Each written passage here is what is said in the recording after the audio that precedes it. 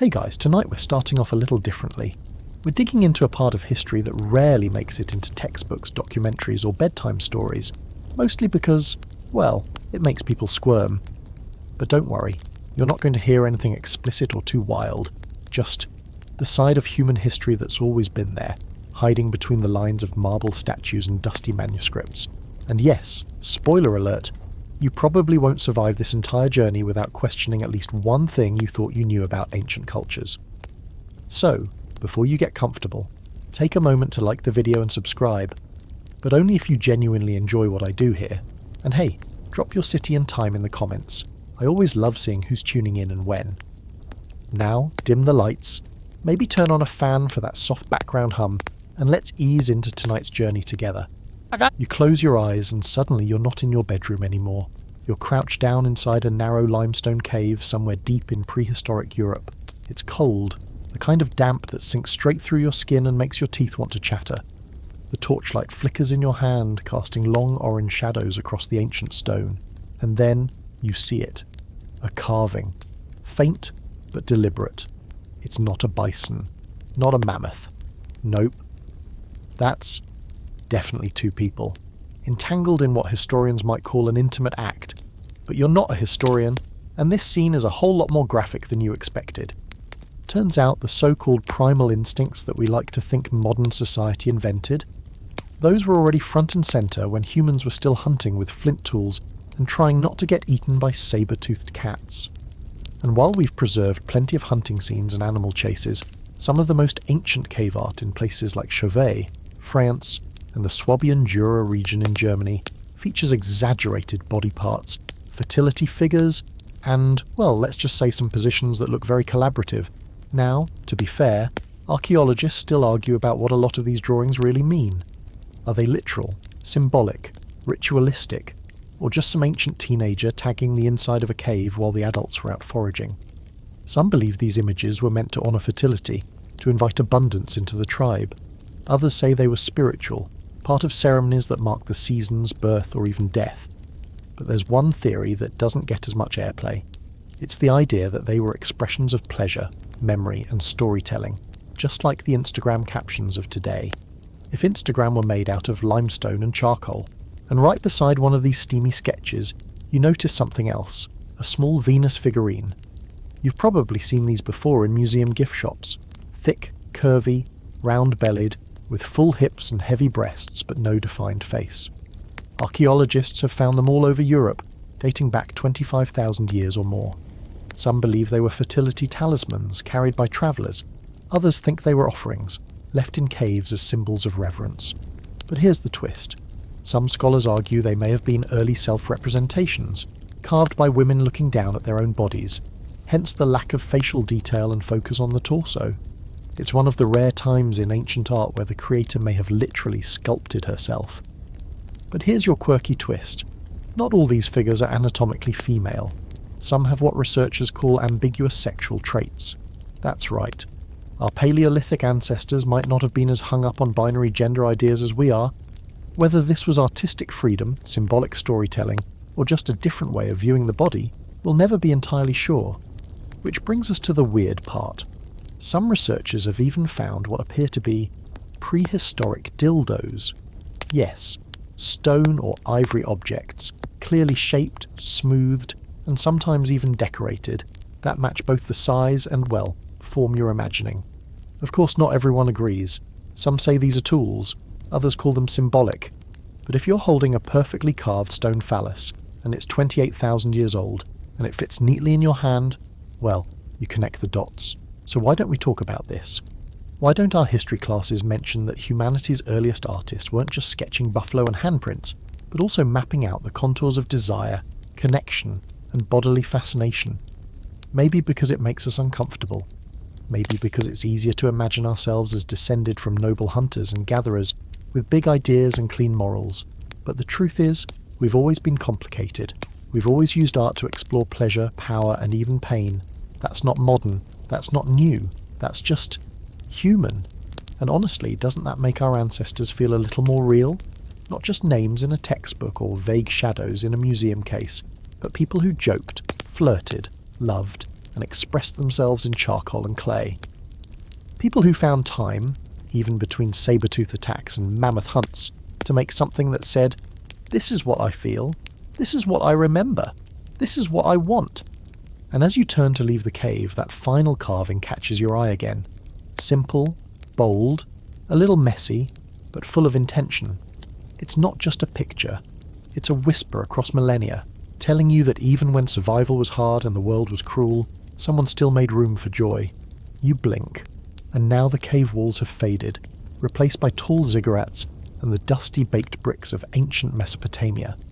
It's hot, dry, and the air hums with the distant sound of temple bells.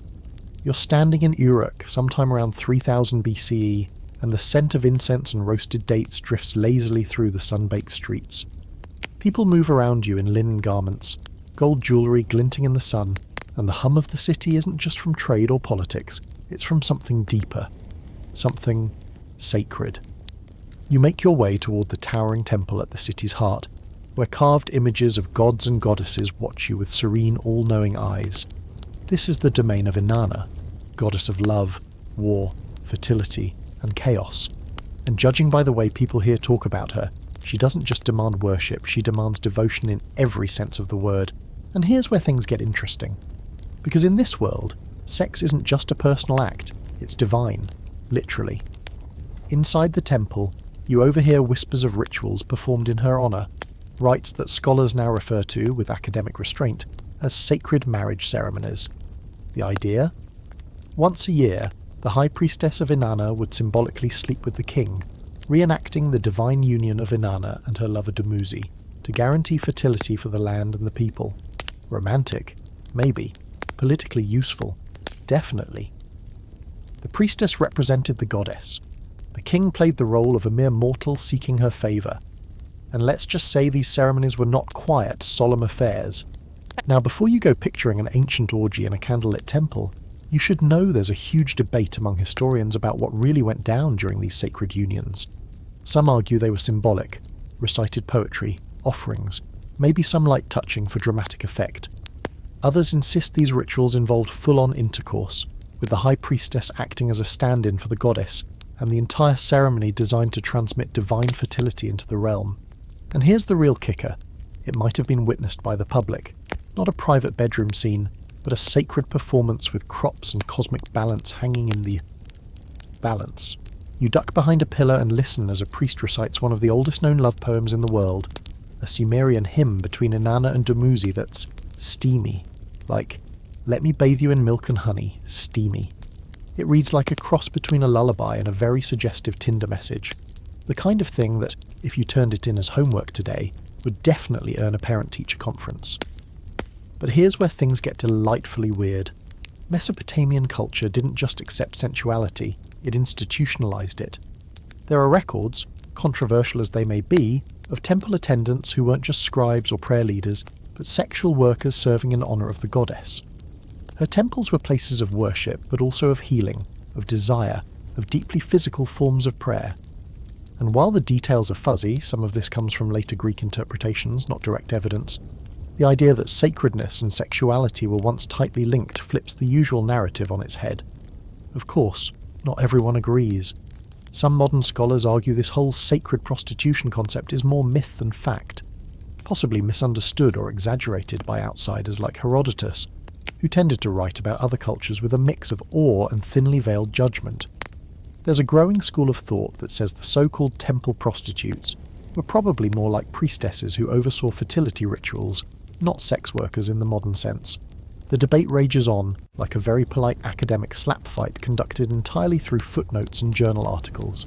Still, as you wander through the temple grounds, it's hard to ignore the sensual energy that pulses through everything. The art, the hymns, even the statues of gods with pronounced anatomy and curious smiles. There's a frankness here that feels refreshing. The body isn't shameful. Desire isn't a sin. It's all just part of the cycle. Rain falls, wheat grows, people love, people die, and through it all the gods watch and apparently participate. You pass a market stall where clay figurines are being sold. One is unmistakably Inanna, standing tall with a crown and wings, her breasts proudly carved, her robes parted just enough to suggest rather than reveal. Another figure, smaller, seems almost comically exaggerated in his masculinity, clearly Dumuzi. They're not hiding anything. There's no bashfulness in these sculptures, just reverence. This is what brings life, after all. Why should it be hidden? Then comes your quirky little discovery. A cuneiform tablet, barely the size of your palm, detailing what appears to be a dream journal. On it, a merchant describes an erotic dream involving a goddess, a river, and a pomegranate. The metaphor is thin, the implication obvious. Was this a private fantasy? A ritual vision? A form of prayer? We may never know. But it makes one thing clear. Even in the ancient world, people had imagination. The sun begins to dip low, casting long shadows across the city of Uruk. A flute begins to play somewhere in the distance, soft and slow. You look back at the temple one last time, and for a moment it feels like the air itself shimmers. This isn't just ancient history. This is a place where love, power and longing were knotted together like strands of rope, and no one felt the need to apologize for it. And as you step away, the debate echoes behind you. Did the rituals really happen the way we think? Were they symbolic? Literal? Somewhere in between? It's the mystery that keeps historians coming back, and now it's yours to carry, tucked between your memories of incense smoke and golden sun. You blink again, and the dusty ziggurats dissolve into gleaming white stone. Suddenly you're standing on the banks of the Nile, the river flowing smooth and wide beside you like an endless ribbon of silk. It's sunrise in ancient Egypt, and the light paints everything gold. Papyrus reeds shimmer, ibis birds stalk the shallows, and the air is thick with perfume, honey and heat. And yes, that heat. It's not just the sun. There's something in the air here that hums just under the surface. Something seductive. You wander into a garden, lush and green in a way you didn't expect from a place surrounded by desert. Figs, pomegranates and date palms crowd the paths. A woman walks past you in a sheer linen tunic, skin glinting with oil, her coal-lined eyes catching yours for just a second longer than polite. Welcome to Egypt, where beauty, pleasure, and yes, sex aren't just human experiences. They're sacred forces, deeply tied to life, death, and everything in between. You follow the winding path to a temple courtyard where incense drifts through the columns. This is where the story starts to shimmer. In Egyptian cosmology, sex wasn't just reproduction, it was creation. Literal, divine creation. According to one myth, the world was brought into being when the god Atum, pleasured himself on a mound of earth rising out of the primordial waters. His fluids didn't just fall idly. They became the god's shoe and tefnut, who then carried on the generational divine drama. Yes. The universe, according to some of the oldest Egyptian theology, started with a divine solo session. There's even debate among Egyptologists about whether this myth was enacted ritually by priests or kings as a form of spiritual renewal. Either way, creation and desire were linked from the very beginning. No shame, no blushing, just cosmic intimacy. As you drift deeper into the city, Thebes maybe, you begin to notice how much sensuality seeps into everyday life. Statues of Hathor, goddess of love, music and fertility, smile with a kind of calm confidence. She's often shown with a sistrum, a rattle used in ceremonies, and the head of a cow. Odd, until you remember that cows were symbols of nourishment and motherhood. Her festivals? Let's just say they were more Mardi Gras than Sunday service. Women danced, men played flutes, and wine flowed freely. The whole point was to embody joy and sensual abandon, a break from the rigid order of life along the Nile. But here's the academic friction. While many ancient texts and wall paintings suggest a culture at ease with the erotic, some scholars argue that we might be reading it all through modern lenses. Were these truly sensual festivals, or spiritual metaphors for cosmic balance? Did the murals of couples embracing actually depict physical union, or were they shorthand for love, lineage, and social duty? Still, your eyes catch on a papyrus scroll being unrolled by a scribe.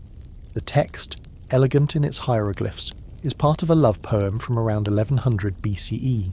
It's not dry or mechanical, it's dripping with longing. Your love has penetrated all within me, like honey plunged into water. The lover compares his beloved to wine, lotus flowers and rivers. And no, it's not gendered the way you'd expect.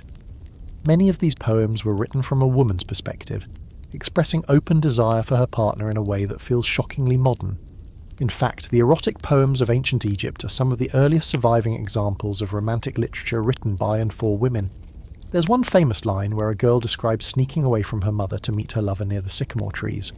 Textbook teenage rebellion, circa 3,000 years ago. And then comes the quirky part. The Nile itself, the lifeblood of Egypt, was often symbolically linked to semen. Its yearly flooding was seen as a divine ejaculation, spreading fertility across the land. That's not even subtext, it's in the temple inscriptions. The river gave life, just as the gods gave creation, and just as humans passed it on through physical love.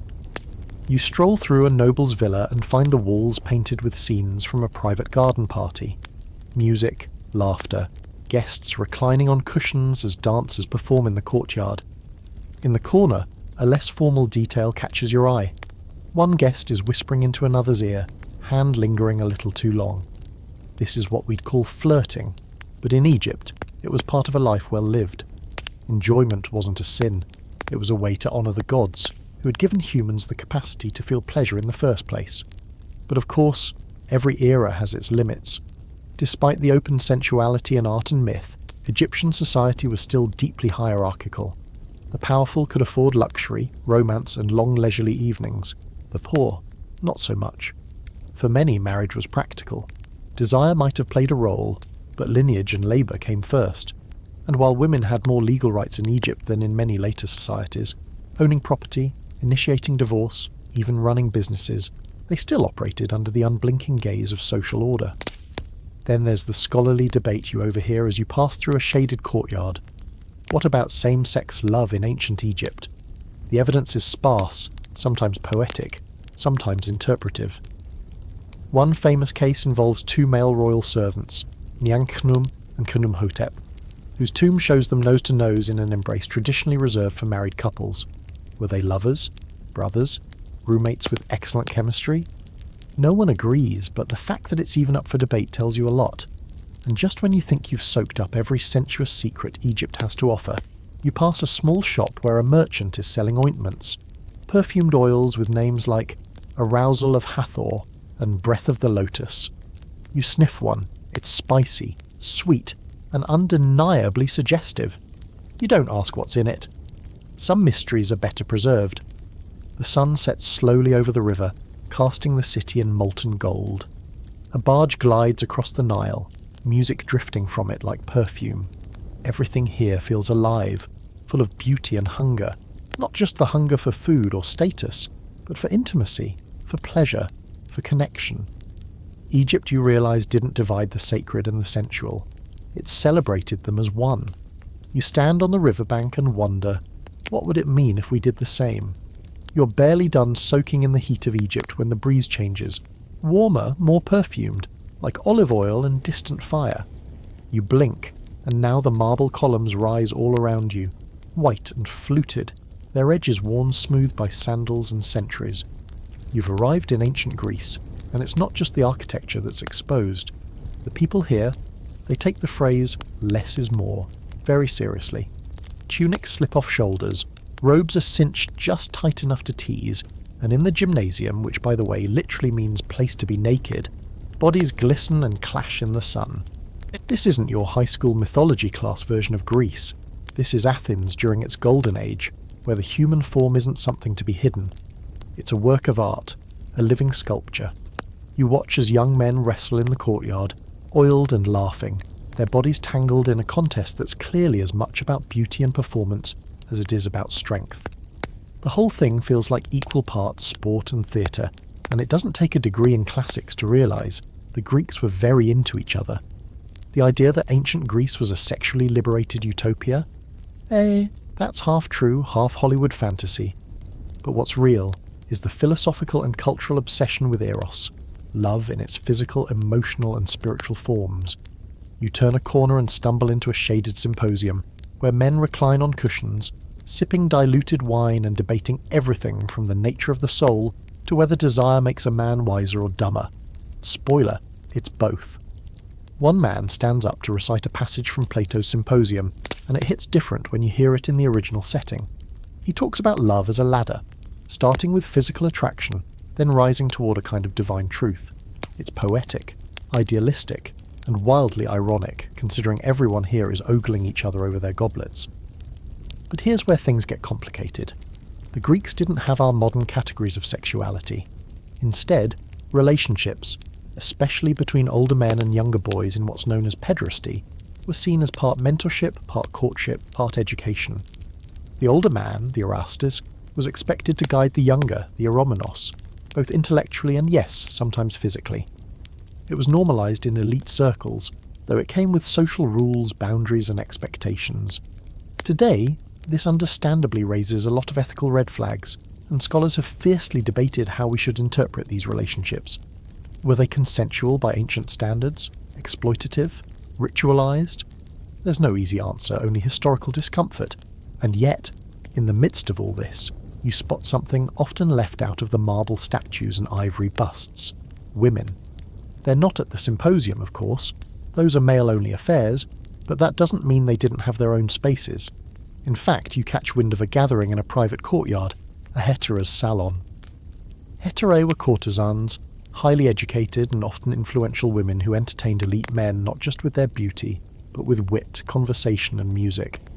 Unlike typical wives, who were kept mostly indoors and out of public life, heterae could speak freely, own property, and even shape politics behind closed doors. You step into the salon and find yourself in a very different Greece than the one on the coins. Silk drapes flutter in the breeze, soft music plays, and laughter bubbles up like wine. A woman plays the lyre while two others debate poetry, and one in the corner tells a bawdy joke that makes everyone cackle. These women know their power, and how to use it. It's easy to romanticize this scene, but don't forget, this freedom came at a cost. Heterae lived on the margins, revered in private, excluded in public. Their influence was real, but precarious. Now here's the quirky twist. The Greeks may have idealized male beauty in the nude form, but their art tells a different story about what they found too much. For example, if you look at ancient Greek statues, male bodies are muscular, poised, but the genitals, always modestly small. That wasn't an oversight. Large genitalia were associated with satyrs, comedic figures, or barbaric traits. Excess, lack of control. To be noble and refined, that meant moderation in everything. Even the gods played by different rules. Aphrodite, the goddess of love and beauty, was born from sea foam, or more specifically, from the severed genitals of Uranus tossed into the ocean. She was worshipped across the Greek world, often in temples where sensuality wasn't just allowed, it was part of the ritual. Some scholars suggest that temple prostitution existed in her shrines, but again, that claim is highly debated. What's more certain is that her worship included festivals with music, laughter and offerings tied directly to the pleasures of the body. As you leave the city centre, you notice graffiti scratched into the side of a building. It's ancient but legible. I was here and I loved. A heart, a name. Even in the birthplace of democracy and philosophy, someone just wanted to be remembered for feeling something real. And the scholarly debate you overhear on your way out? It's a heated one.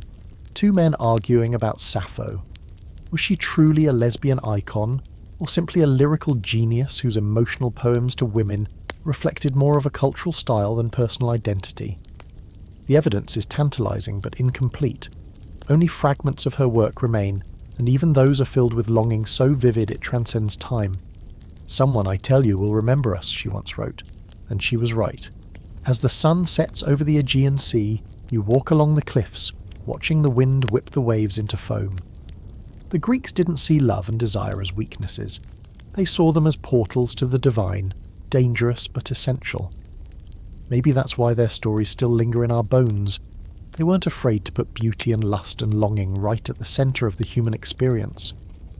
You exhale. The air smells like olives and smoke. The night falls slow and warm, and somewhere in the distance you hear someone laugh too loudly after too much wine. Greece may be ancient, but its passions, they feel very, very alive. You're still riding the wine-soaked sea breeze of Greece when the earth shakes beneath your feet, not with metaphor, but with real force. Dust clouds rise, walls crack, and in a blink you're not in Athens anymore. You're standing on a sun-baked cobblestone street surrounded by crumbled villas, broken columns, and the unmistakable smell of volcanic ash. This is Pompeii, or more precisely, this is after Pompeii. You walk slowly. The city is frozen in time, and it feels almost disrespectful to breathe too loudly.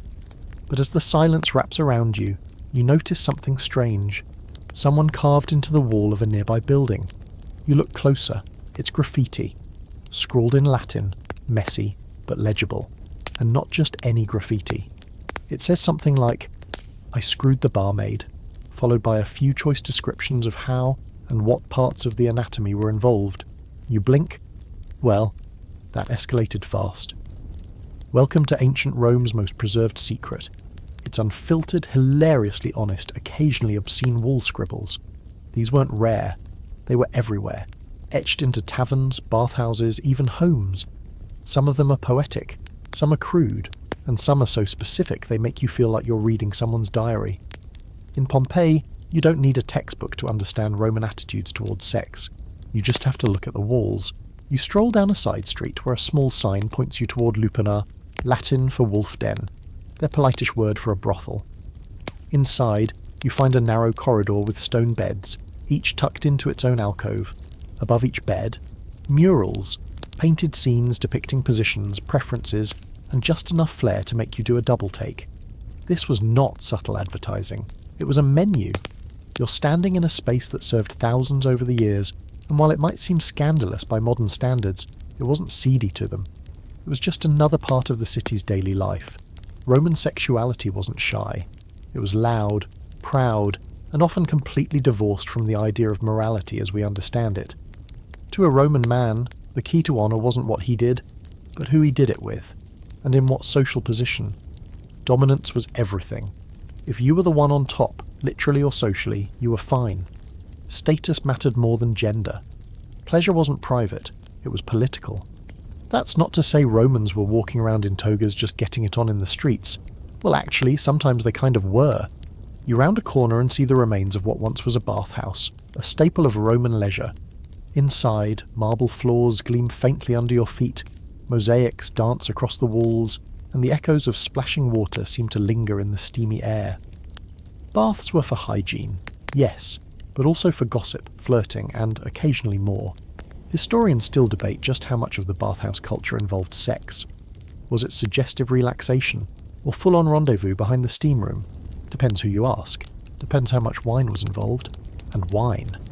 Oh boy, you learn quickly that wine in Rome wasn't just a beverage, it was a social lubricant. During banquets, or convivia, the elite reclined on couches, sipping diluted wine while watching dancers, listening to poetry, and whispering not-so-innocent things to the person on the next cushion. These weren't quiet dinner parties. They were multi-course affairs with music, laughter, sometimes theatre, sometimes acrobats, and sometimes, well, let's just say entertainment turned interactive. But here comes your scholarly curveball. While male pleasure was often celebrated and openly discussed, female desire was treated with suspicion, or carefully framed. A Roman woman was expected to be modest, dutiful, and mostly silent, unless of course she was an empress, or a goddess, or a character in literature. Then, all bets were off. You remember hearing about Ovid's Ars Amatoria, a cheeky guide to seduction written in verse. It tells men how to charm women, how to flatter them, and in some parts how to manipulate consent. It's witty, yes, but modern readers cringe at the blurred lines. That book eventually got Ovid exiled by Augustus, who was in the middle of a public morality campaign that involved banning adultery and promoting family values, while his own daughter got famously caught up in a scandal. As you stroll past a crumbling fresco, you catch sight of something peculiar. It's Priapus, the Roman god of fertility, standing proudly with a disproportionately large phallus balanced on a scale with gold coins on the other side. Yep, a literal weighing of worth. It's funny, cartoonish even, but packed with layers. The Romans worshipped fertility gods without any of the bashfulness modern audiences might expect. Shrines to Priapus stood in gardens, meant to ward off thieves and bad luck, as if saying, "Don't mess with this house, we've got big energy." Now here's your quirky fact for the night.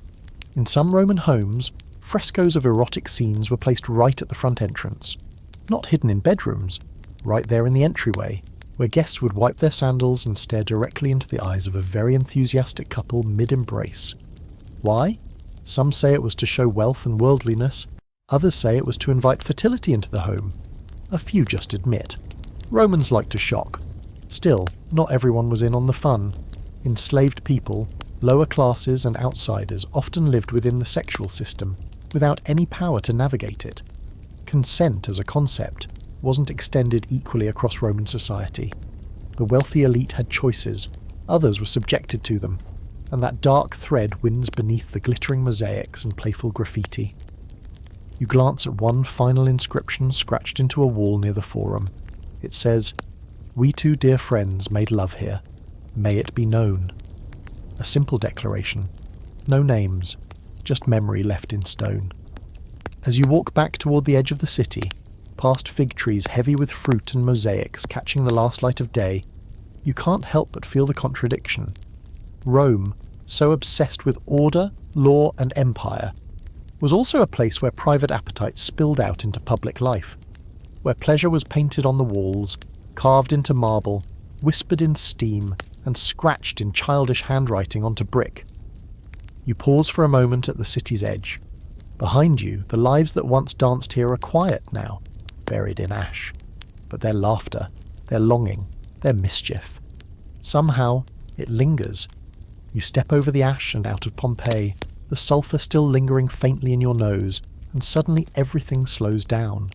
The air thickens, cooler now, tinged with the smell of ink, silk, and sandalwood. You open your eyes, and you're standing in the heart of ancient China. Not the stern Confucian classrooms you probably imagined, but a velvet-draped chamber in the Tang dynasty, around the 8th century CE. And yes, there's a breeze outside stirring the bamboo, but in here, everything feels like it's leaning in. Someone hands you a scroll. No title, no warning. You unroll it, and oh, okay. That is definitely a very detailed drawing of two people entangled in what can only be described as an advanced maneuver. And it's not crude, it's art. Delicate lines, flowing robes peeled halfway off, expressions soft and serene. This, your guide whispers, is from a pillow book.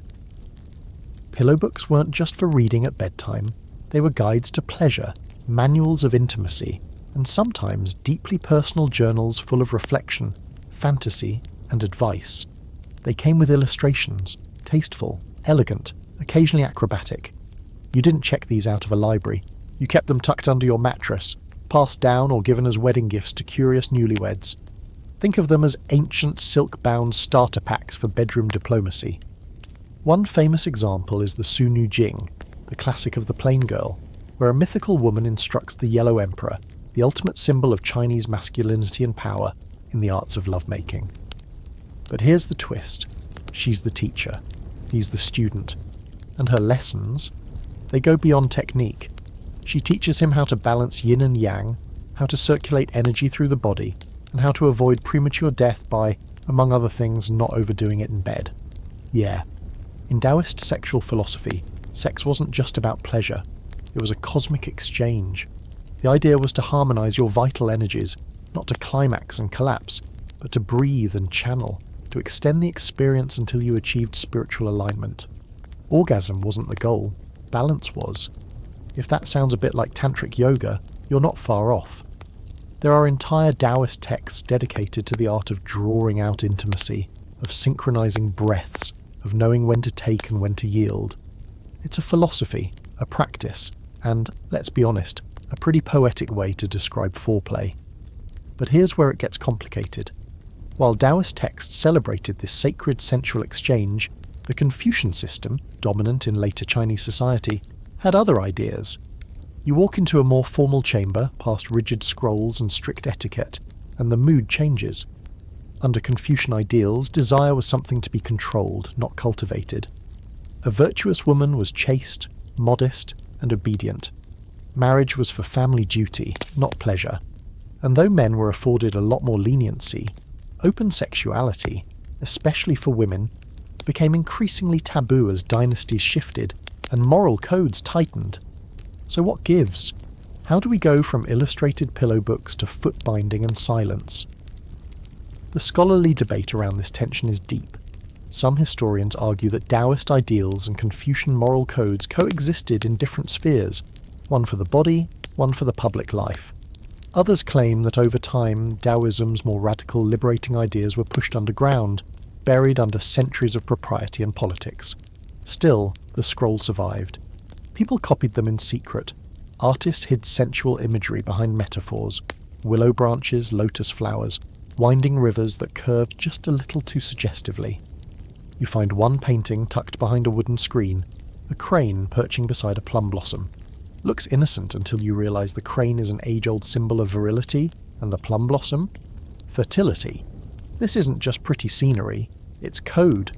And speaking of code, your quirky fact of the night. There were entire positions in pillow books named after animals. The leaping carp, the entwined butterflies, the monkey catches the moon, each with detailed descriptions and diagrams, often accompanied by advice like, "Don't attempt if you've recently eaten," or "Best practiced on a spring mattress." Okay, not that last one, but you get the idea. You step into a private garden where women in silk robes are reading under a tree. One of them is reciting poetry aloud, and you pause to listen. It's the voice of Li Qingjiao, a Song Dynasty poetess who wrote about love, loss, and longing with heartbreaking beauty. Her poems don't just hint at intimacy, they ache with it. One reads, "The fragrance of your sleeve still lingers. My heart trembles as I fold your letter." These were real feelings, quietly woven into verse, slipping past the censors like whispers in moonlight. Still, history hasn't always been kind to women like her. Later scholars often tried to clean up their work, to reinterpret their words as metaphors for political exile or national grief. But the raw emotion, the sensuality, it's there if you listen. Some modern historians now argue that early Chinese literature and art contained far more female-authored expressions of desire than we once thought, just hidden under layers of metaphor and modesty.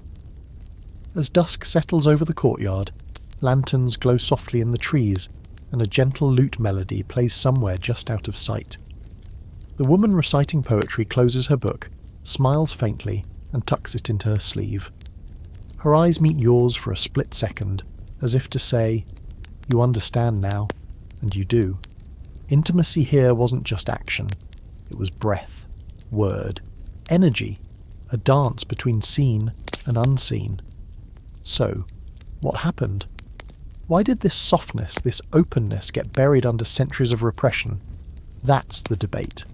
Was it the shift toward patriarchal order, the influence of foreign dynasties, or just the gradual tightening of cultural norms? Scholars disagree, but the traces remain, in art, in poetry, and in the carefully preserved pages of those pillow books.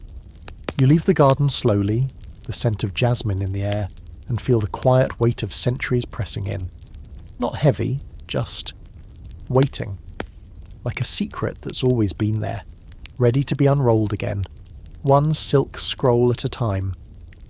By now you're getting used to the time shifts, the quiet flick of centuries turning like pages, but the next transition is something else entirely. One breath you're in a jasmine-scented garden, and the next you're surrounded by towering stone temples bursting with carvings, every square inch alive with detail, bodies, curves, and chaos. You've arrived in medieval India, in the heart of the Chandala dynasty, and before you even say anything, Khajuraho greets you with a raised eyebrow and a smirk. Let's get one thing straight right off the bat. These temples are not subtle. You walk along the outer walls and bam, there they are. Couples entwined, groups intertwined, yogis in impossible poses that are either spiritual or deeply athletic. You tilt your head, squint, and yes, that's exactly what you think it is. It's not hidden in a corner, not tucked under a lotus leaf. It's right there, carved into sandstone 15 feet up, glowing golden in the morning light. So, what exactly is going on? Khajuraho's temples, built between 950 and 1050 CE, are a fever dream of sacred geometry and sculpted sensuality. Originally there were about 85 temples, though only around 20 remain today. But what they lack in quantity, they make up for in intensity. These are not just monuments to deities, they're love letters to the body, the senses, and something else. A philosophy that says physical pleasure can be part of a path to the divine. You step inside one of the temples and feel it immediately.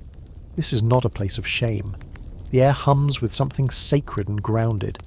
The temple isn't separating heaven and earth, it's braiding them together. The stone beneath your feet is warm, and the echo of your steps sounds like you're walking through someone's memory. At the core of this culture is the concept of karma, one of the 4 major goals of human life according to Hindu philosophy. Not just desire in the carnal sense, but pleasure, beauty, and emotional fulfillment. And yes, it includes sex. Unlike the austere self-denial promoted in certain traditions, Indian thought, particularly in its earlier periods, made room for joy as a legitimate part of existence. The Kama Sutra wasn't a joke or a party gag gift. It was a serious text, a guide to love, relationships, and yes, technique. But more than that, to understanding your own heart, your partner's body, and the subtle mechanics of mutual satisfaction. But here comes your academic curveball. Most people have never actually read the Kama Sutra. What they know is a cartoon version, twisted legs, circus poses, and the assumption that it's all just ancient erotica. The truth. Most of the text isn't even about sex. It's about how to build relationships, how to flirt, how to communicate affection, how to be a good partner. The physical chapters, less than a quarter of the whole book. A lot of it is essentially dating advice, circa 400 CE. Now, you wander deeper into the temple's inner sanctum. The carvings shift. Outside, the sculptures were bold and wild. Inside, peaceful, meditative. This layout wasn't random. Scholars believe the erotic imagery served a purpose, to prepare your mind, your senses, your very soul. You're supposed to witness desire, recognize it, appreciate it, and then walk beyond it. The journey inward reflects a shift from outer indulgence to inner stillness. Desire isn't bad, it's just not the final destination. Still, there's ongoing debate about what these carvings really mean. Were they symbolic, educational, decorative? Were they guidelines for tantric practice, or just epic love stories frozen in stone? Some scholars believe these scenes taught initiates about sacred union and the balance of masculine and feminine energies. Others argue they're simply celebrations of life's pleasures, placed in a religious setting because, well, in that worldview, everything is sacred, including sex. You pause before a panel that shows 3 couples, each in varying degrees of, let's say, advanced proximity. But what grabs you isn't the bodies, it's the expressions: laughter, tenderness, playfulness. There's even one carving of a woman holding a mirror to her partner's face while they embrace, like she's checking to make sure he's still impressed. It's cheeky, familiar, human. Here's your quirky fact.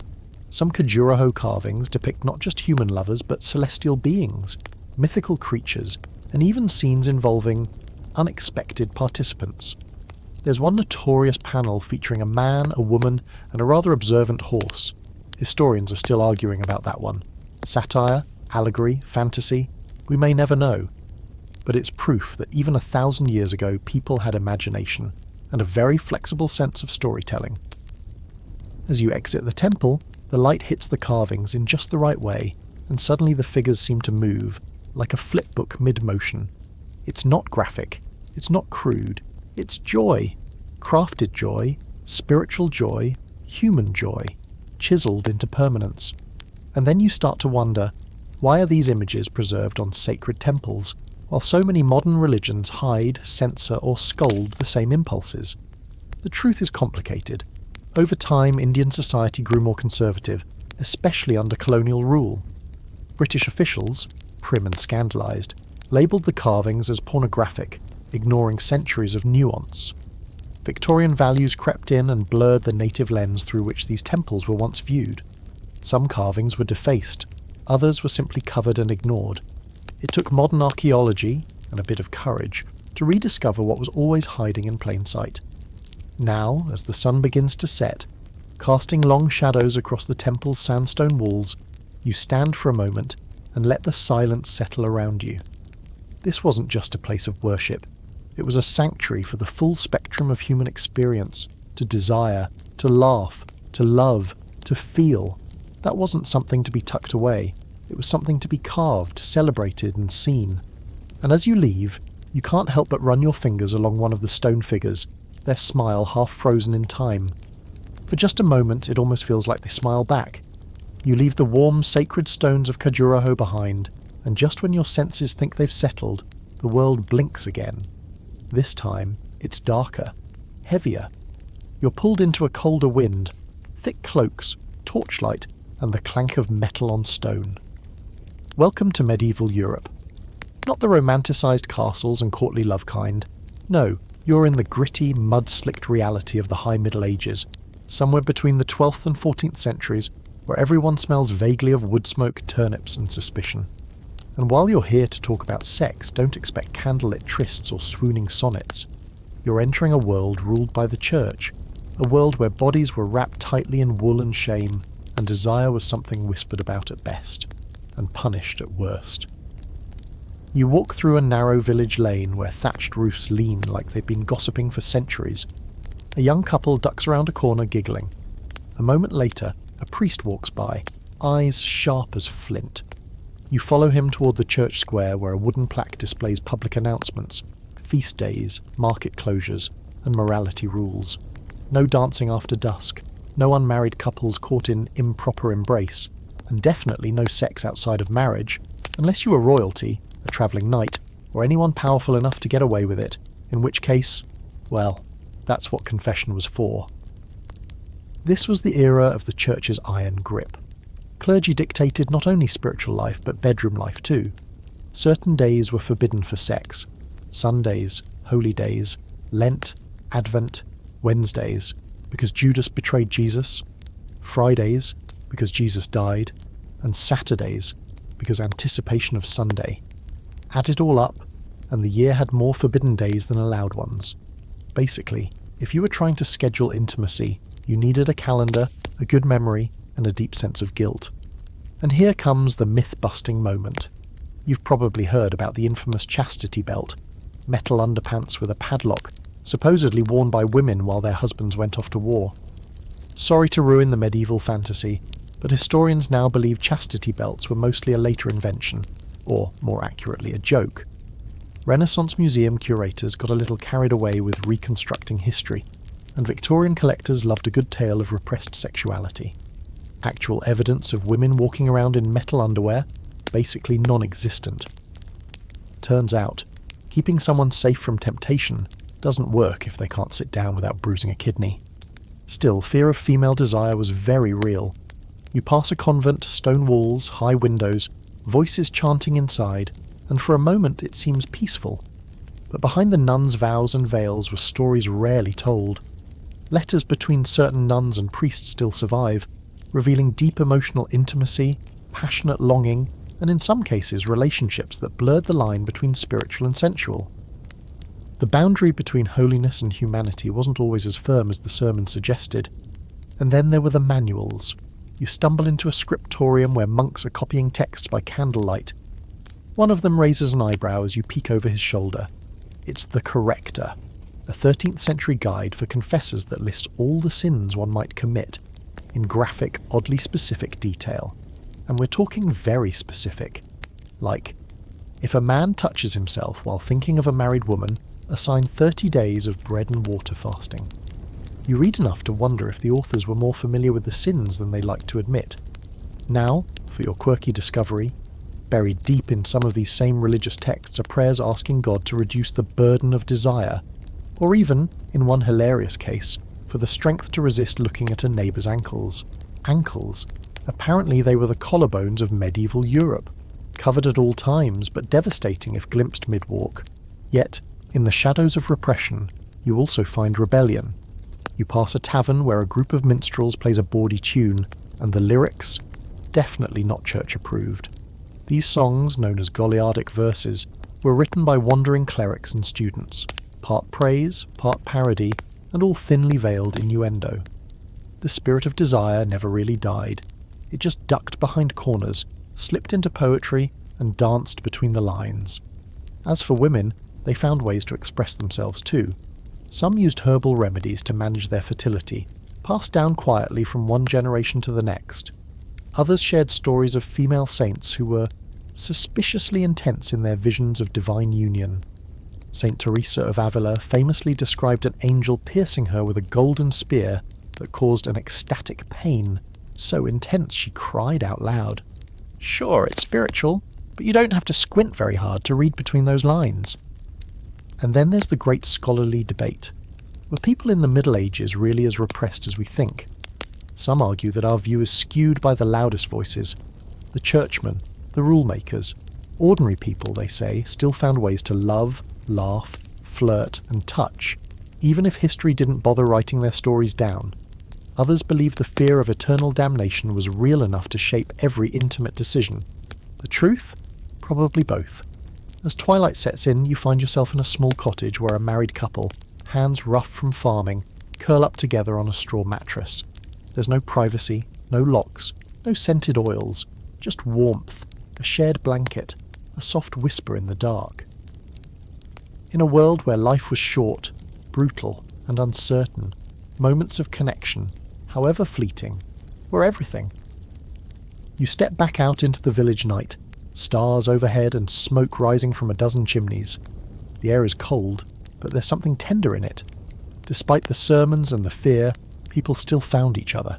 In barns, in back rooms, in woods lit only by moonlight.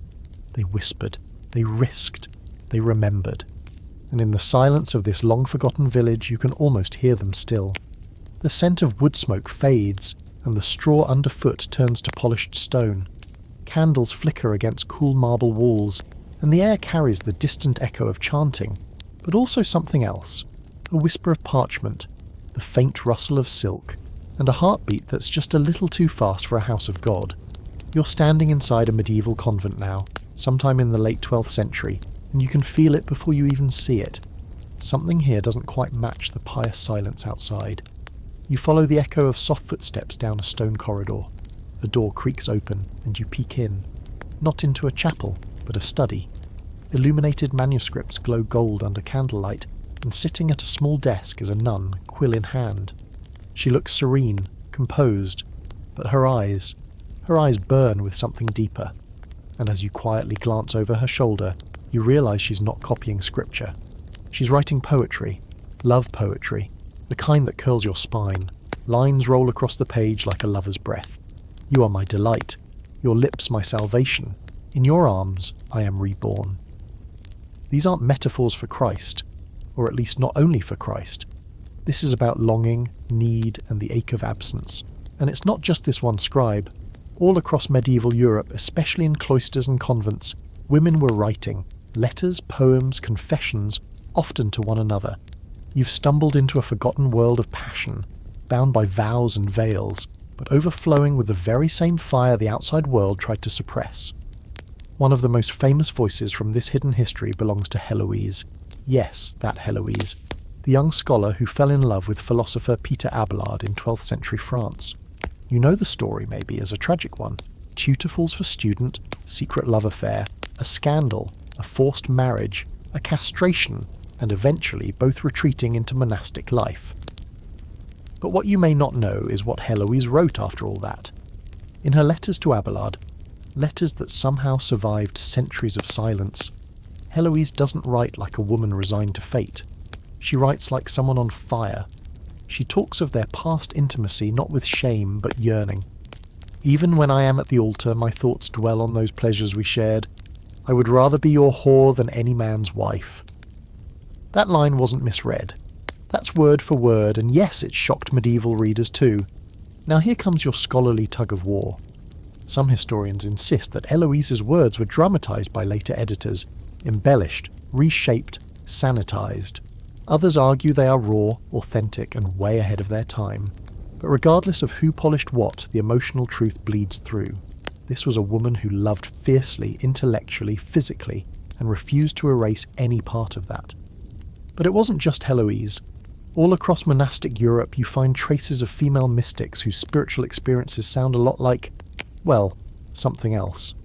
St. Clare of Montefalco claimed Christ left part of his heart inside her. Literally. St. Gertrude the Great described mystical visions of Jesus pressing her to his chest, his heart beating against hers, flooding her with intense sweetness. The language of divine union got very close, sometimes uncomfortably close, to the language of erotic surrender. And here's your quirky footnote of the night. In the 14th century, One nun described her love for another sister as a bond no sin can undo. In her journal, she wrote about their secret meetings in the gardens, the way they kissed in the cloister shadows, and how they wore each other's veils when separated, to feel less apart. The church never found out, or chose not to look too closely. Because here's the thing, convents were among the few places in medieval Europe where women had access to education, community, and relative autonomy. Behind those high walls they read, wrote, debated, created, and yes, sometimes they loved, sometimes in quiet, sisterly affection, other times in ways that left ink smudged with breathless confession. You pause beside a manuscript and run your fingers along the careful lettering. The ink is faded, but the words remain sharp. There's power here. These weren't passive women waiting for spiritual deliverance. They were thinkers, poets, rebels in robes. Some genuinely pursued divine devotion. Others were pushed into convents by families with too many daughters and not enough dowries. Either way, they carved out spaces for themselves, and in those spaces their inner lives grew wild. But of course, none of this made it into the official records. Most histories written at the time, and for centuries after, focused on monks, kings, and male scholars. The writings of nuns were dismissed as overly emotional or fanciful. Their relationships, reduced to close friendships, their sensual language, rebranded as religious metaphor. Modern scholars have been re-examining that narrative, and the debate is lively. Were these women really lovers in the romantic sense? Was it just emotional intimacy born of isolation? Or are we simply too uncomfortable with the possibility that the Middle Ages were full of women-loving women in scripture-strewn corridors and candlelit silence? Some argue that we're imposing modern labels on historical relationships. Others say we've ignored clear evidence for too long out of prudish convenience. Whatever the case, you can feel it here. These women were not flat figures in stained glass. They were complicated, contradictory, and oh so alive. They balanced faith with flesh, duty with desire, and even when the world gave them no permission to speak of it, they wrote it down anyway, on parchment, in margins, in the sacred spaces they made for themselves. The bells begin to toll in the courtyard. Vespers. You hear soft footsteps gathering for prayer, but you stay a moment longer in the study. Candlelight dances on the ceiling. A gust of wind flutters the edge of a letter never sent. And for just a second, you imagine the face of the woman it was written for. Then you slip out into the cold corridor, the echo of vows and verses following close behind. Outside the convent walls, the world begins to shift again.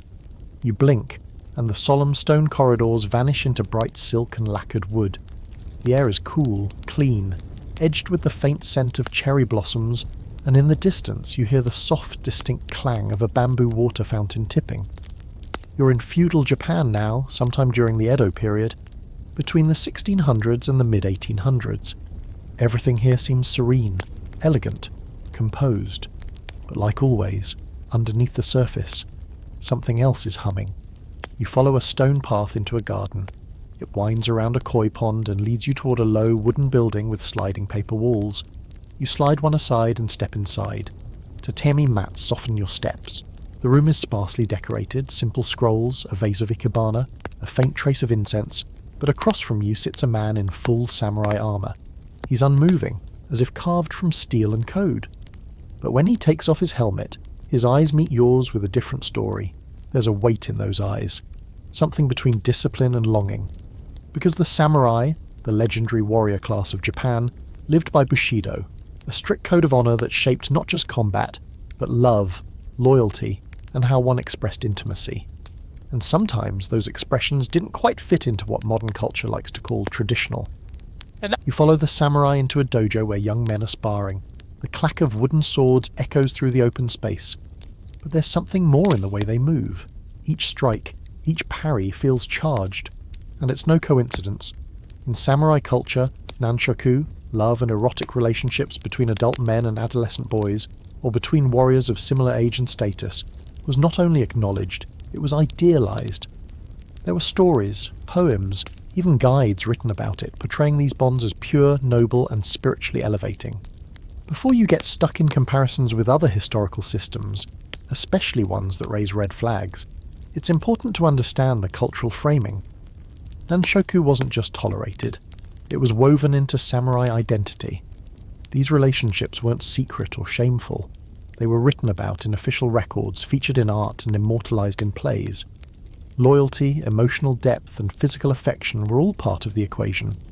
And unlike in ancient Greece, many of these relationships involved adults of equal standing as well. The great samurai Miyamoto Musashi, famous for never losing a duel, also wrote about his beloved, a male student named Jotaro, who followed him for years. And then there's the story of Saikaku Ihara, a 17th century writer who compiled an entire book called The Great Mirror of Male Love, filled with tales of passion, sacrifice, and yes, occasional heartbreak, all between men. Of course, just not everyone agrees on how to interpret these texts. Some historians see them as romanticised fiction, idealised portrayals of warrior virtue. Others argue they reflect a society where emotional and sexual bonds between men weren't stigmatised but celebrated, at least in certain contexts. The reality probably lies somewhere in between. And while this was happening among the warriors, another world was blooming in the pleasure quarters of the cities, most famously in Yoshiwara.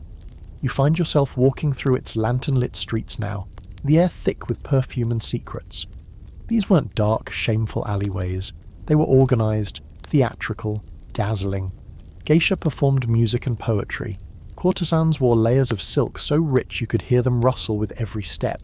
And here, desire was both an art and a business. But let's pause and clear something up. Geisha were not sex workers. Their job was to entertain, to converse, to master music, dance, and etiquette. They were highly trained performers, cultivated, disciplined, and in many cases independent. But within these same districts there were courtesans, oiran, who did engage in sexual relationships, often commanding high prices and high status. And yet, here's your historical curveball. Many of these women also had romantic relationships with each other. In fact, some records describe intense emotional bonds between courtesans, ones that lasted longer than their ties to any clients. They wrote poems to each other, gave gifts, and sometimes chose to live together after retiring from the profession. These stories rarely made it into the official histories, but they're there, in letters, in paintings, in whispered folklore. Speaking of paintings, let's talk shunga. These were erotic woodblock prints, made by master artists like Hokusai and Utamaro. Some of them are playful, even humorous. Others are exquisitely detailed. They show men and women, women and women, men and men, mythical creatures, even animals. Nothing was off limits. One famous shunga features a woman being seduced by an octopus. Yes, that one. It's not what you'd expect from a culture often portrayed as repressed. In fact, during the Edo period, Japan's erotic art scene was booming, open, and widely available. Which brings us to the quirky fact of the night. Samurai were often expected to buy shunga as part of their wedding trousseau. Why? Because these prints weren't considered dirty or inappropriate. They were thought to bring good luck, fertility, even laughter. Sex was seen as a part of life, one worthy of beauty and humour, not shame. But eventually, everything changed. In the late 19th century, with the Meiji Restoration and the influx of Western influence, Japan's attitude towards sexuality began to shift. Christian missionaries and Victorian morals swept in like a cold wind, and what had once been open became hidden. Shunga was banned. Nanshoku faded from samurai stories. Public affection between same-sex partners, once unremarkable, became taboo. The transition was swift and devastating for many of these cultural expressions. You walk through a small private shrine tucked between two buildings. Inside is a worn wooden carving. Two figures locked in an embrace weathered by centuries. Someone still lights incense here. Someone remembers. As you step outside, the rain begins to fall, soft and steady. Paper lanterns flicker, casting warm light onto slick stones. Somewhere behind you, a flute plays a gentle melody, wistful and slow. You stand in the street, watching the raindrops ripple through the reflection of 1,000 untold stories. Stories of warriors, courtesans, poets, lovers. Stories written in calligraphy and carved into memory. The silence of the Edo night wraps around you like silk, and you realize, just because something isn't spoken doesn't mean it isn't still echoing. You wake to the sound of drums, deep, rhythmic, and echoing through warm air that smells of cacao, copal, and roasted maize. When your eyes adjust, you're no longer surrounded by wood and silk. You're standing on the high plateau of Central America, beneath the rising sun and the gaze of a stepped pyramid that seems to touch the sky. This is the Aztec Empire, early 1500s, Tenochtitlan, an island city of canals, temples, and people in constant motion. And make no mistake, this world is alive with ceremony, order, and fire. But you're not here for a sacrifice, not tonight. You're here for something that rarely gets told, hidden behind the obsidian daggers and feathered headdresses, how the Mexica and their Nahua neighbours thought about intimacy, pleasure, and the rules that kept it all from unravelling into chaos. Your first clue comes from the calm precision of the marketplace. Among the jade beads and chili peppers, you find a stall selling painted codices, accordion-folded books that survive today only in fragments. A local scribe shows you one, its pages marked with gods, people, and unmistakably detailed illustrations of courtship. There are gestures of gift-giving, scenes of lovers speaking through intermediaries, and yes, positions that leave little to interpretation. But more than the content, it's the tone that surprises you. These aren't hidden scribbles or whispered sins, they're instructional. Part of an organised ritual society where sex was regulated not by shame, but by balance. Balance, that's the key here. In Aztec cosmology, everything needed to exist in harmony. Fire and water, night and day, male and female. Sexual behaviour was part of that cosmic balance. Respected, watched, and if necessary, punished. You pass a ceremonial school where boys from a young age are taught discipline, hierarchy, and restraint. Sexual activity before marriage, forbidden, public indecency, unthinkable. But once married, passion wasn't just allowed, it was expected. The gods themselves modelled it, and not subtly. Take Xochiquetzal, for example, the goddess of beauty, flowers, and sexual desire. She's often shown wearing rich garments, crowned with butterflies and flowers that symbolise both pleasure and fertility. Worshipping her wasn't just about admiring pretty things, it was about honouring life force, tonali, the internal fire believed to fuel the soul and the body alike. You hear chanting in a nearby temple and wander toward it. Priests move in measured steps, their faces painted, their eyes distant. Inside the stone chamber, the air is thick with incense and something else. Anticipation. A fertility rite is about to begin. No, it's not what you think. There's no orgy, no dramatised embrace. It's quiet, symbolic. A young couple, recently married, steps forward and offers maize and feathers, asking the gods for abundance. The priest blesses them with water and smoke. Behind them, carved into the wall, is a scene far more vivid. A deity and mortal locked in a deeply physical exchange, surrounded by growing plants. The message is clear. Life begins with desire. If it's honoured, the crops grow. If it's abused, everything wilts. But here's where things get tangled. The Aztecs also had strict legal codes regarding sexuality, written into their system of tlacuiloli, pictorial records that doubled as civic instruction. Consensual sex within marriage, all good. Same-sex relationships, that's where it gets complicated. Among the Nahua, male-male relationships did exist, often in ceremonial or military contexts, but they weren't universally accepted. Some were tolerated, especially between warriors in tightly bonded orders. Others were punished, especially when they disrupted hierarchy or social roles. The lines weren't clean. Some scholars say there was room for fluidity, especially before Spanish colonization. Others insist the Aztecs were rigid, their laws conservative and enforcement brutal. You catch part of a public trial in the plaza. A man is accused of violating one of the community's many sexual norms. The punishment isn't just social, it's spiritual. The belief is that breaking these taboos invites imbalance, not just in your life, but in the cosmos. And the consequences? Let's just say they weren't writing passive-aggressive letters. Sometimes they involved death, sometimes exile, but always ritual. Then you stumble on something unexpected. A clay sculpture, tucked into a private shrine. It shows two women, side by side, holding hands. Their eyes are closed, their mouths tilted in half smiles. Scholars still debate what these figures mean. Friendship, sisterhood, or something more? There's no label, no context, just presence. It exists, quietly, without permission. And here comes your quirky find of the night. The Aztecs believed that sexual dreams, especially those involving gods, were prophetic. If you dreamed of making love to a deity, it wasn't seen as sinful. It was considered a kind of spiritual invitation. The line between divine ecstasy and personal experience was fluid, sometimes blurred intentionally. A good dream could be a blessing, a bad one, a warning. You wander through the palace gardens where water channels weave like veins between flowers. Courtiers laugh gently behind curtains, and somewhere nearby, a song is being sung. A love poem in Nahuatl, soft and slow. It speaks of a longing so vivid, it's as if the heart is melting. That's what they called it, in fact, the melting of the heart. Love wasn't just physical, it was a dissolution of self. To touch someone was to risk vanishing into their world. And then the world really does begin to vanish. Because here's the tragedy. Much of this nuanced, layered, deeply spiritual view of intimacy was lost.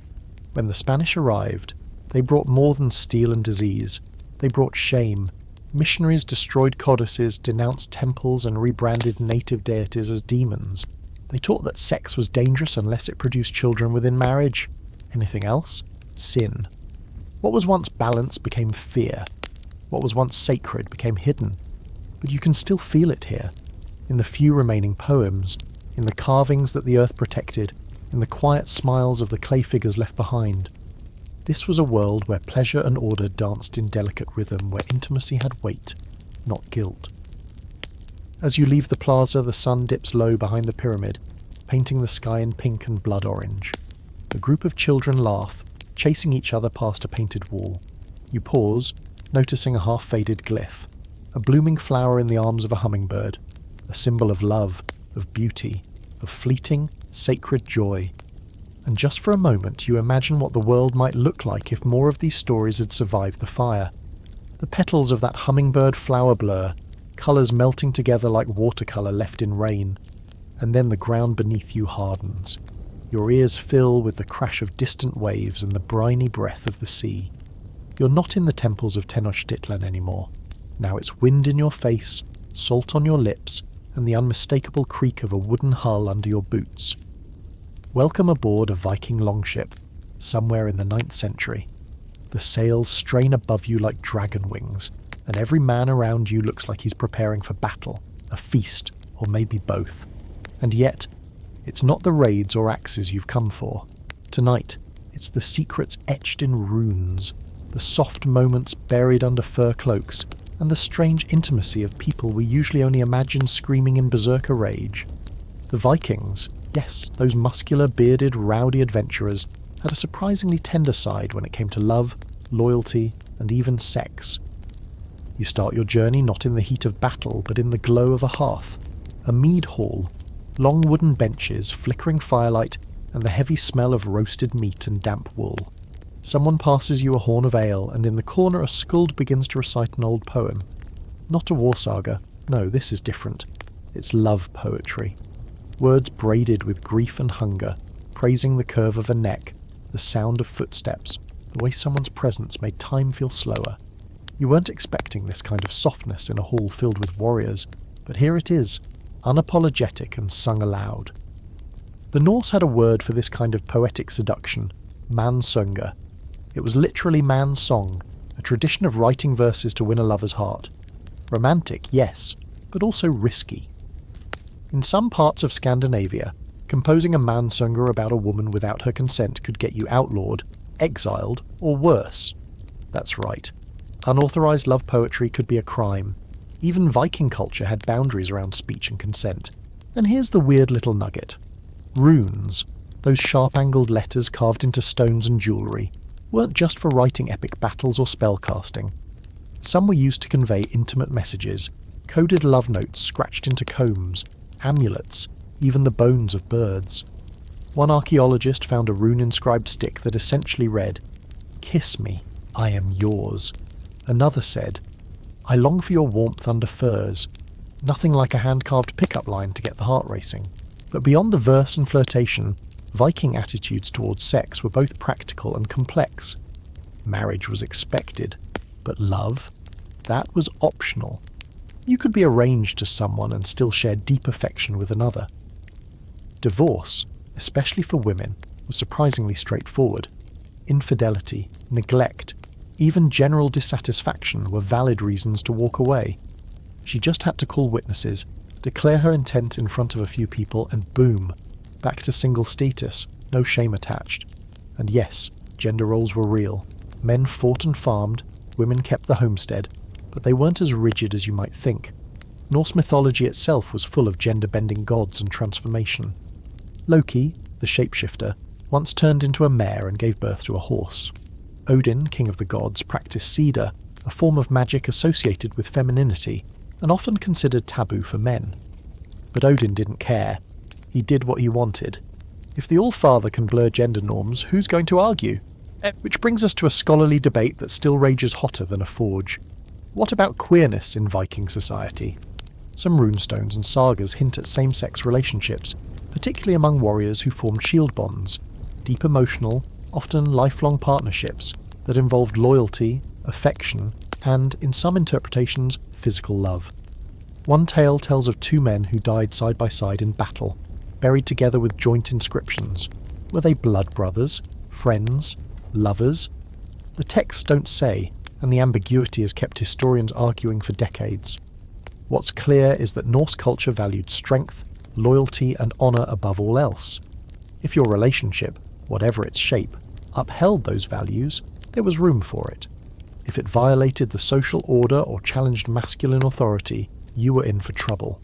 A man being sexually passive, for instance, could be accused of ergi, a grave insult implying cowardice and unmanliness. But that didn't necessarily mean same-sex relationships were outlawed, just that roles mattered. A lot.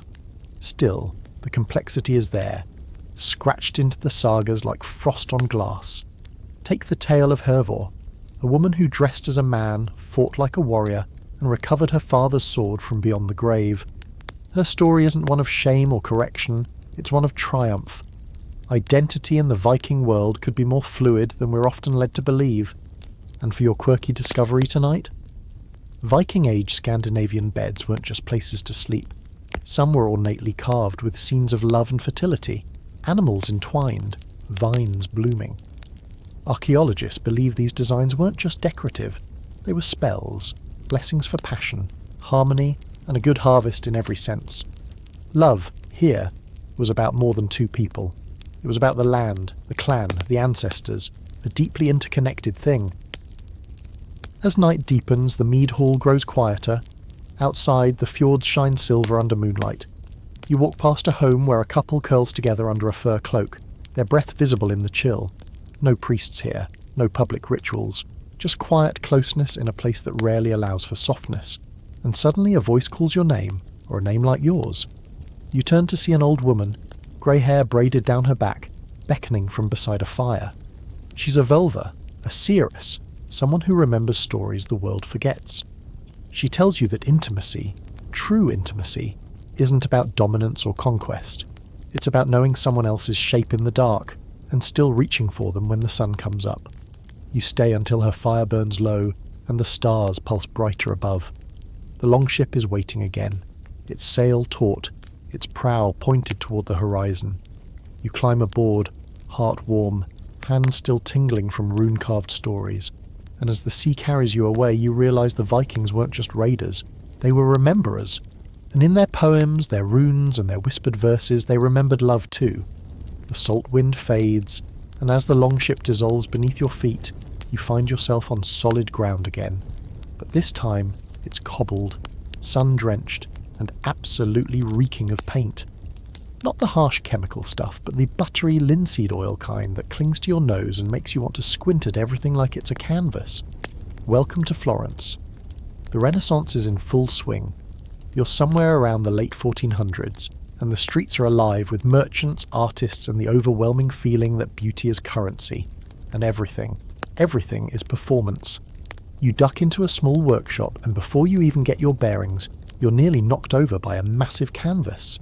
A half-finished portrait, a woman's expression halfway between invitation and indifference. The artist looks up, smirks, and waves you in with a brush still dripping red. He gestures toward the model, barefoot, slightly bored, and not nearly as modest as you'd expect from a respectable era. Muse, he says, as if that explains everything. And in a way it does. The Renaissance was obsessed with muses, living, breathing symbols of divine inspiration, usually female, often nude, and almost always real women, or boys, who had much more going on than simply reclining on chaise lounges. These muses were often lovers, companions, patrons, and sometimes artists themselves, and yet for centuries they were flattened into symbols, stripped of voice even as their bodies were immortalised in paint and marble.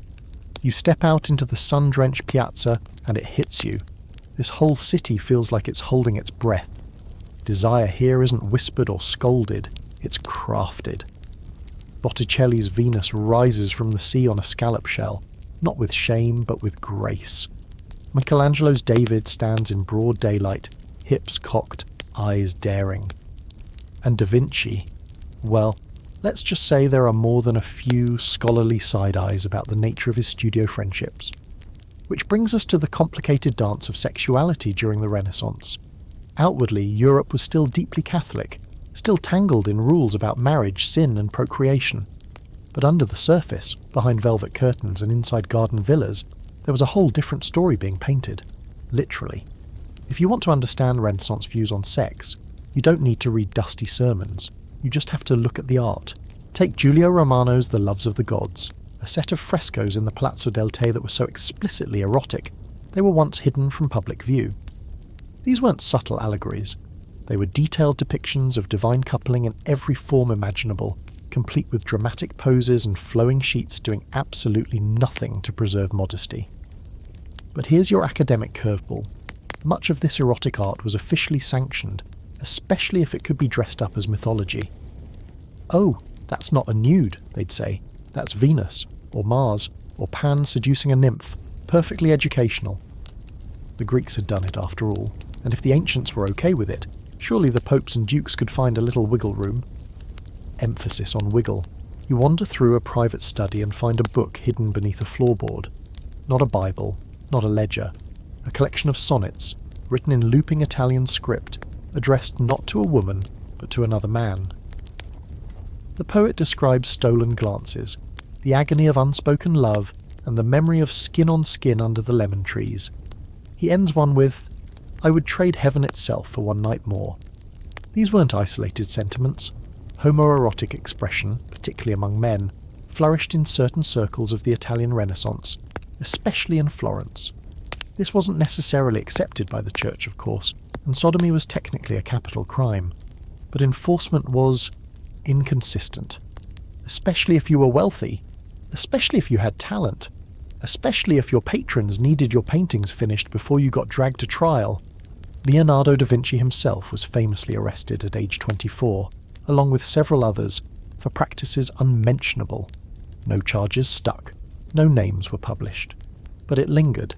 Some argue this was a one-off smear, others say Da Vinci's notebooks, filled with sketches of young men and gentle anatomical obsessions, tell their own story. And speaking of notebooks, you flip through one belonging to a lesser-known court painter, and what do you find? Not sketches of gods or patrons, but pages and pages of lovers. Some are simple, two hands touching. Others, more elaborate. Lovers curled in bed, mouths half open, hair tangled in pillow folds. In the margins he's written lines like, "She held my soul between her teeth," and "His breath was heavier than sin, and I welcomed it." Of course, the Renaissance wasn't some free love utopia. Women in particular had it rough. Their sexuality was tightly controlled, their worth often reduced to their chastity, or how well they produced heirs. Many were married off as teens, their bodies traded for alliances. But even here, behind the restrictions, there were cracks in the marble. Take Isabella d'Este, the so-called First Lady of the Renaissance. She commissioned art, dictated fashion trends, and maintained intense intellectual correspondences, some of which included poetry that makes modern readers raise their eyebrows, or the Venetian courtesans, educated and sharp-tongued, who weren't just mistresses, but muses, diplomats, and social powerhouses. Some of them published their own writing, offering biting commentary on the double standards of their time.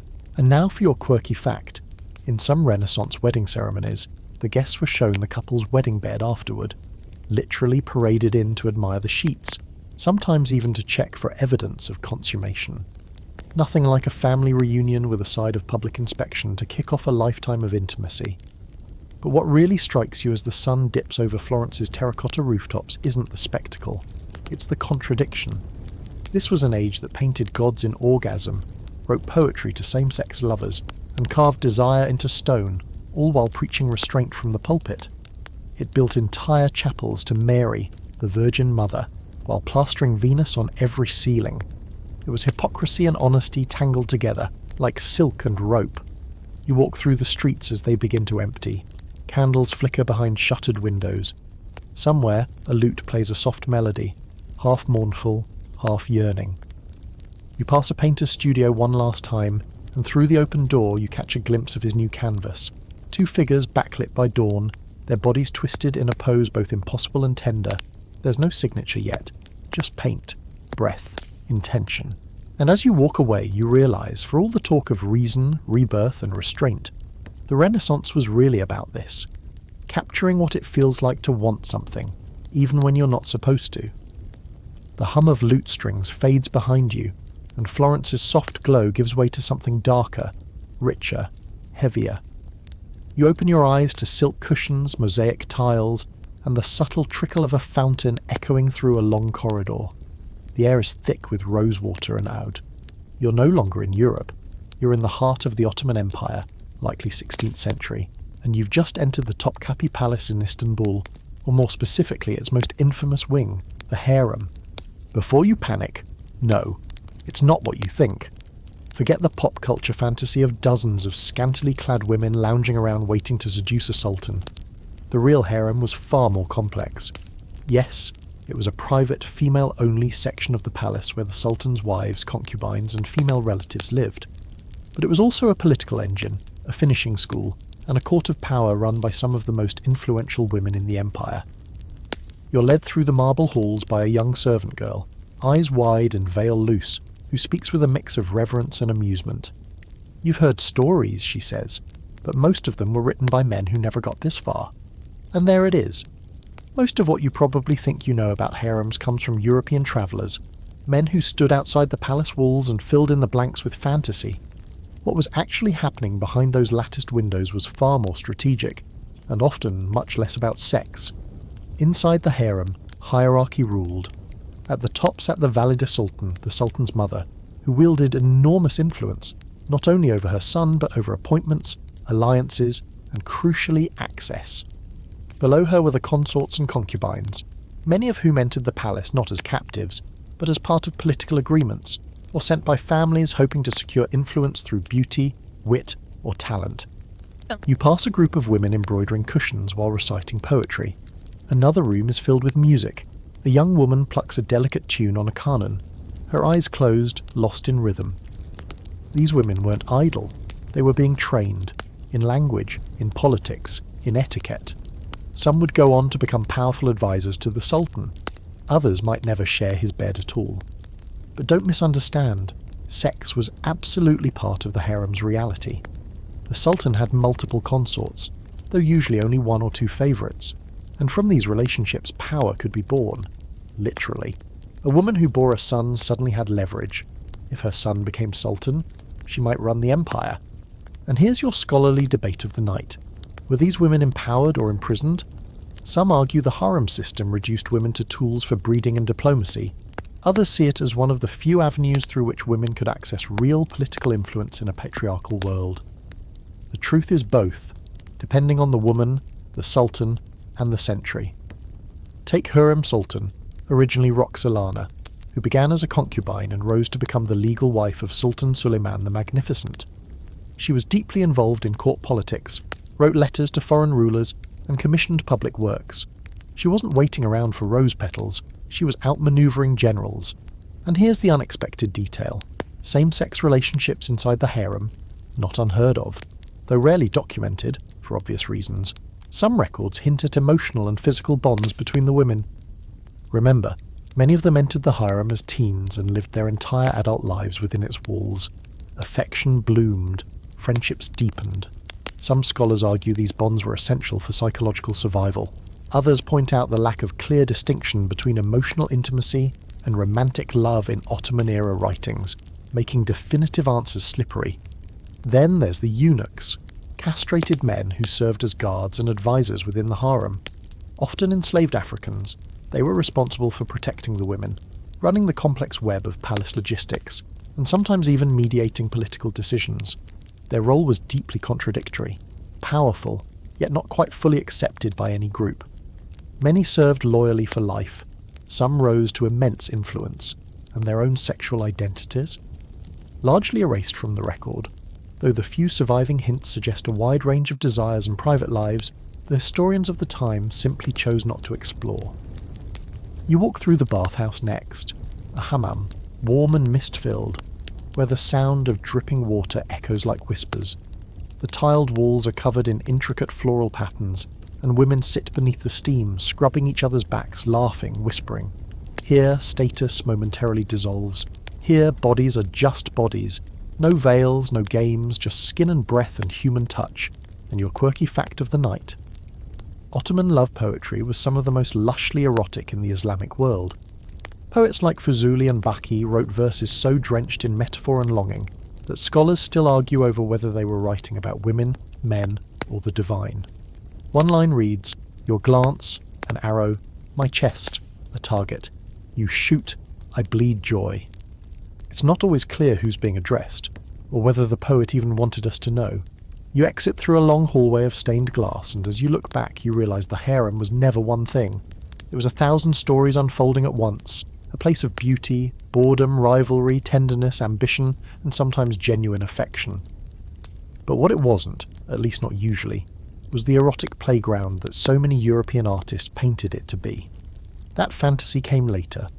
Orientalist painters in the 19th century took great pleasure in imagining half-dressed women reclining in opium-fueled bliss, completely detached from the actual history they were supposedly depicting. It was projection, the West dream of the East, a dream that still lingers in pop culture, long after the truth has been written down, studied, and mostly ignored. As the palace doors close behind you, you glance one last time at the windows above. A flash of silk, a shadow, a laugh, and you wonder what stories were lost, what names were never recorded. In the Empire's official records, these women are footnotes, but in this place, in this moment, they are the architects of power, pleasure, and intrigue, and their stories are far from over. You step back into the light and immediately regret it. The air crackles with unease. The sky is low, like it's pressing against the earth. Smoke coils in the distance and bells toll, not for celebration, but for warning. You're somewhere in Europe again, 16th or 17th century, and the village you're standing in seems gripped by something colder than winter. Doors are bolted, eyes peek from behind curtains, and just beneath the surface of this eerie silence, fear. The kind that turns neighbours into accusers and women into targets. You've landed smack in the middle of the witch-hunting era. It's easy to assume this part of history is all about potions, brooms, and black cats. But the truth is messier, uglier, and, weirdly, much more tied to sex than people like to admit. The women dragged to trial weren't all weird hermits muttering in forests. Many were midwives, herbalists, healers, or simply women who didn't fit. Widows, loudmouths, or, God forbid, unmarried women who enjoyed their bodies. You walk past a crumbling town square and spot a poster nailed to a wooden post, a list of accused witches. Half of the names you recognise from the innkeeper earlier, the butcher's wife, the girl who smiled too long at the blacksmith's apprentice. And the charges? Not just sorcery or hexes. No, many of them are accused of carnal congress with the devil. You raise an eyebrow. That's quite the leap. But as you follow the path toward the edge of town where a makeshift tribunal is being held, you hear snippets of testimony. They're not describing spells or curses, they're describing seduction. Alleged nights with demons, unnatural lust, filthy acts. One woman, tears streaking her soot-covered face, sobs as she's forced to admit she let the devil enter her in the form of a shadowed beast. She's not speaking metaphorically. She's been pressured, tortured maybe, to describe these dreams or fantasies as fact. Because this isn't just religious paranoia, it's sexual paranoia. It's men trying to explain women's desire, especially desire they can't control or contain, as unnatural. This belief was fueled by texts like the Malleus Maleficarum, the Hammer of Witches, written in 1487 by Heinrich Kramer.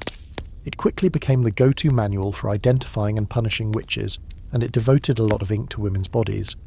According to Kramer, women were more lustful, more carnal, and more likely to be seduced by Satan through their appetites, which says a lot more about Kramer than it does about women, but unfortunately his ideas spread like wildfire. And here's the creepy twist. In many of these witch trials, the examination of the accused included forced inspection of their bodies. Officials would search for the devil's mark, a mole, a scar, a birthmark, or any blemish that could be interpreted as proof of her unholy pact. Sometimes these women were stripped, pricked with needles, paraded in front of male judges and townsfolk. It was humiliating, dehumanizing. But it also reveals something deeper. These trials weren't just about heresy. They were about policing bodies, especially female bodies. About punishing women for being too sexual, not sexual enough, too independent, too outspoken, or simply too inconvenient. But here's the scholarly tension. Were these accusations always rooted in fear of sex, or were they often just political or economic tools?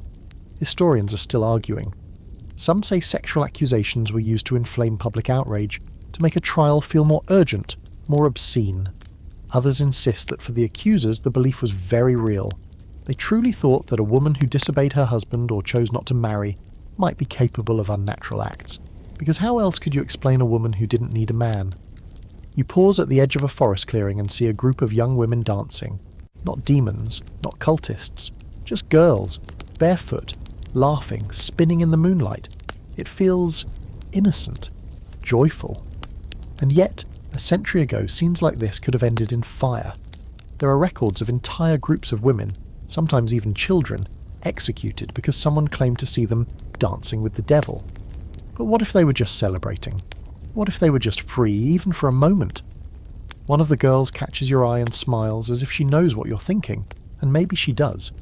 Because buried beneath all the layers of fear and superstition, you realise that these accusations had very little to do with magic, and everything to do with power. And here's your quirky fact of the night. During the peak of the witch hunts, it wasn't uncommon for men to confess too, but their crimes often involved shape-shifting, weather magic, or possession, rarely sex. That accusation was almost exclusively reserved for women, because in the minds of the inquisitors, men used power to control the supernatural. Women? They had to be controlled by it. But not all resistance was burned away. Some women kept journals, wrote letters, or left behind coded messages in embroidery, songs, and folk tales. One such tale from Scotland told of a woman who escaped the devil's grasp by laughing at him, turning his advances into absurdity. The moral wasn't about purity, it was about autonomy, about outwitting the thing trying to consume you. As the night deepens, the laughter in the clearing dies down. The girls vanish back into the trees, their footsteps light like they were never there. You sit for a moment, listening to the wind in the leaves, thinking about how easy it was to brand desire as danger, and how that lie lingered for centuries. The smoke still hangs over the village, even though the fires are out. And you wonder how many women, lovers, midwives, rebels, dreamers, were lost to silence. But some danced anyway, in secret, in defiance, in the deep woods with only the moon watching, and their rhythm, once condemned, still pulses in the ground beneath your feet. You leave the forest behind, smoke and whispers still curling in your memory, and suddenly the wind tastes of salt again, this time mixed with cheap rum, stale sweat, and the faintest trace of oranges. The sun hits your skin like it's got something to prove, and the cry of gulls slices through the air. You're dockside now, in a colonial-era Caribbean port town, early 1700s, where ships groan under the weight of sugar and cannonballs, and life moves to the rhythm of tide, trade, and trouble. And somewhere just beyond the rigging and rope coils the pirates are stirring. But before you start imagining a sanitized version, Jack Sparrow swaggering through a CGI tavern, remember this. Real pirates were dirty, dangerous, and deeply human. Their lives were soaked in violence, yes, but also in raw, unfiltered desire. Because when you're constantly sailing between death and drink, intimacy takes on strange shapes. You wander down the pier and past the taverns, those crooked little buildings practically humming with stories. Laughter spills out into the street, mixed with the thump of boots and the clatter of mugs. A couple stumbles out of one door, clearly drunk on more than rum. They kiss hard and clumsy against a wall, unconcerned with anyone watching. No one bats an eye. In this world, modesty is a foreign language. Inside, it's chaos, sweat, tobacco, music, and limbs tangled like seaweed. A pirate with gold hoops and a chipped tooth winks at you before sliding onto someone's lap. Someone else with a dagger tucked into their boot and a wicked grin that suggests things are going to escalate quickly. This is not a place of secrets. Or rather, it's a place where secrets wear loud makeup and sit on your knee. And here's what you didn't learn in history class. Pirate ships had their own codes of conduct, and surprisingly, some of those codes included space for love, or at least companionship. One of the most fascinating examples, matelotage. Matelotage was a kind of civil union between two male pirates, an agreement to share property, loot, and sometimes even a bed. It wasn't officially called a marriage, but to many it walked and talked suspiciously like one. The two men would look after each other, inherit each other's belongings, and form a bond that often lasted longer than most tavern affairs. Some historians argue it was just economic partnership. Others say it was romantic, physical, and deeply emotional. Honestly, it could be both. You spot a weathered sailor in the corner carving something into the table with his knife. You lean in. It's not a name, it's initials, 2 sets, encircled by a roughly etched heart. No explanation, no date, just a quiet claim. Someone wanted someone else to be remembered, even here, in the loudest place on the map.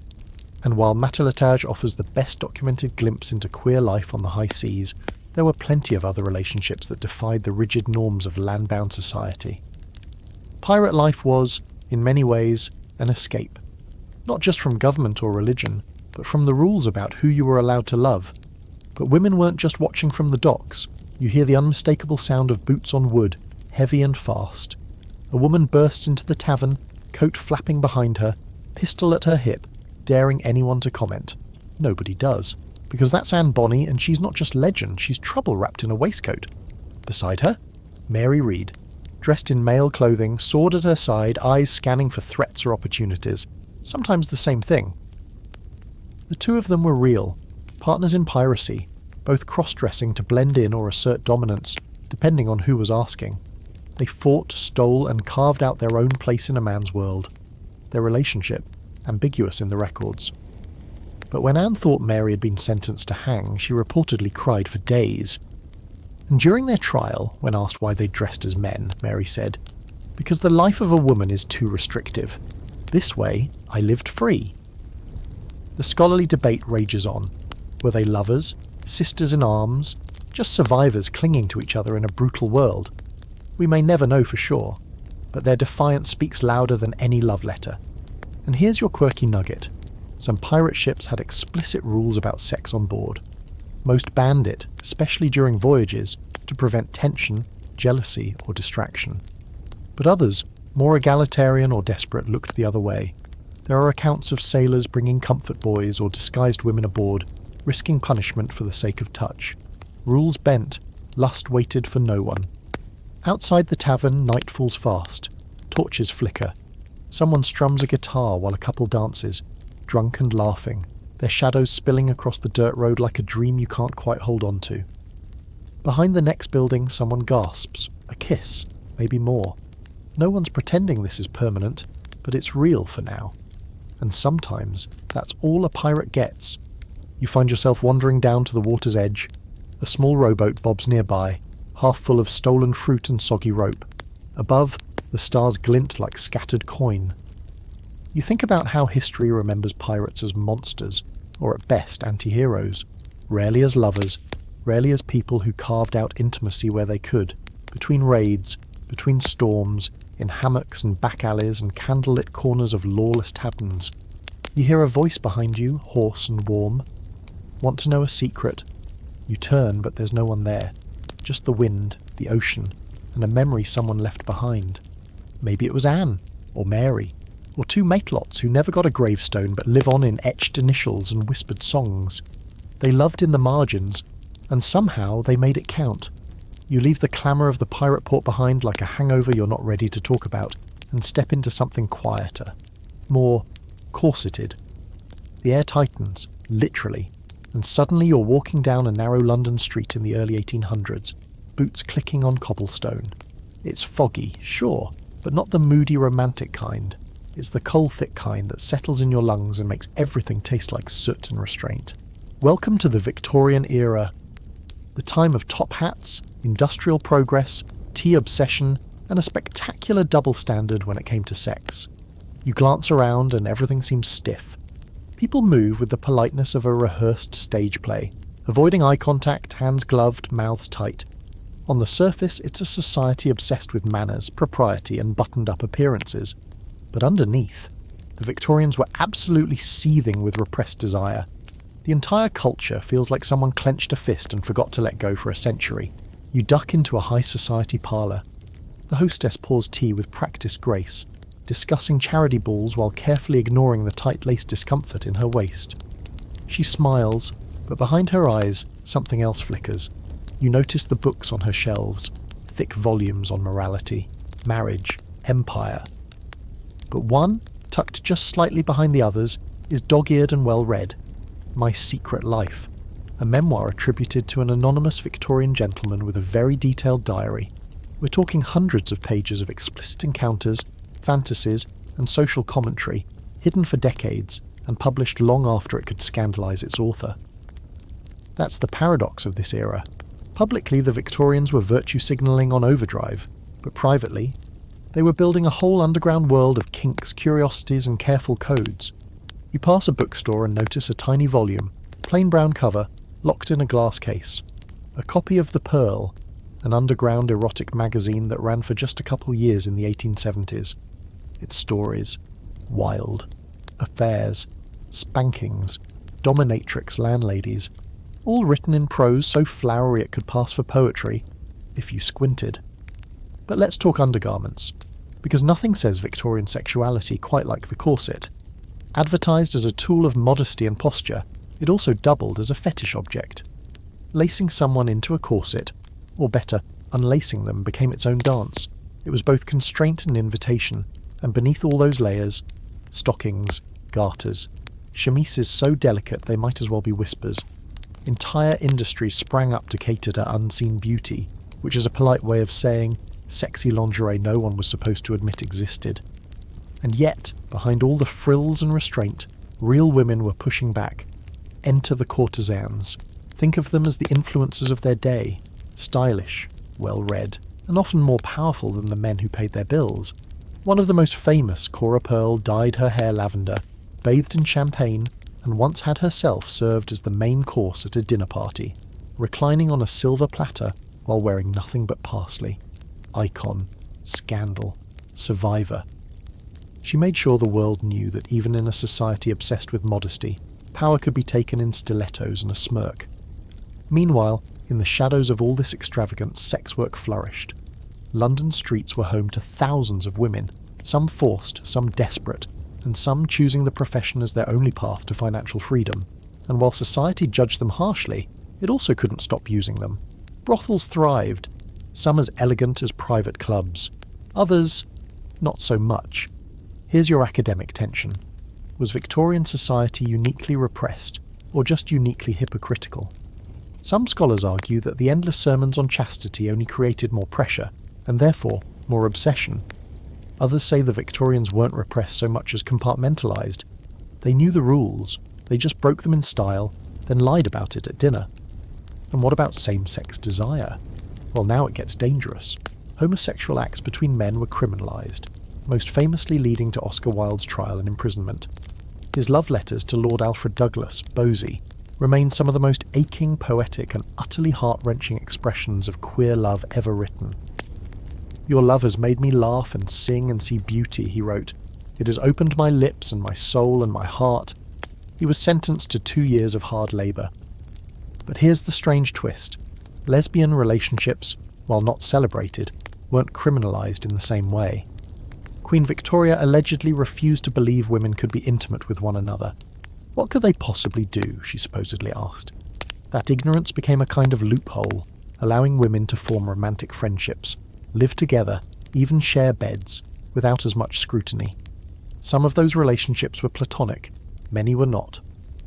You enter a quiet dressing room, half lit by gas lamps, and find a letter tucked into a silk stocking drawer. It's short, handwritten, just a few lines. Last night I dreamt you kissed the back of my knees. I woke up breathless. No name, no signature, just the scent of lavender pressed between the folds. And here's your quirky fact of the night.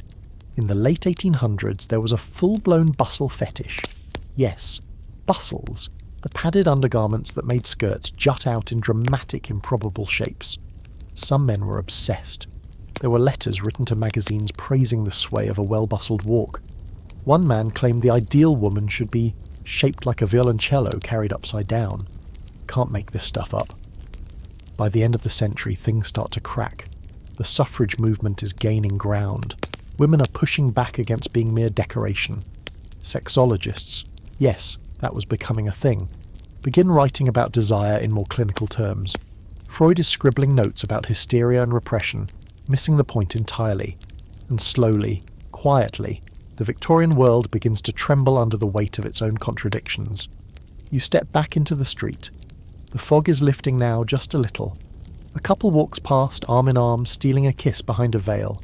Somewhere, a woman unlaces her corset and exhales for the first time all day. A man hides a poem inside a piano bench. A hand lingers just a second longer than it should. The era of lace and silence is beginning to unravel, and beneath it, a world that's been aching to breathe. The lace unravels, the corset loosens. You take a deep breath and step into a world transformed by steel and steam. You're not strolling through quiet Victorian drawing rooms anymore. You're in the thick of the Industrial Revolution now. The streets are louder, grittier. The year is somewhere in the late 1800s, maybe early 1900s, and cities are pulsing with progress and pollution.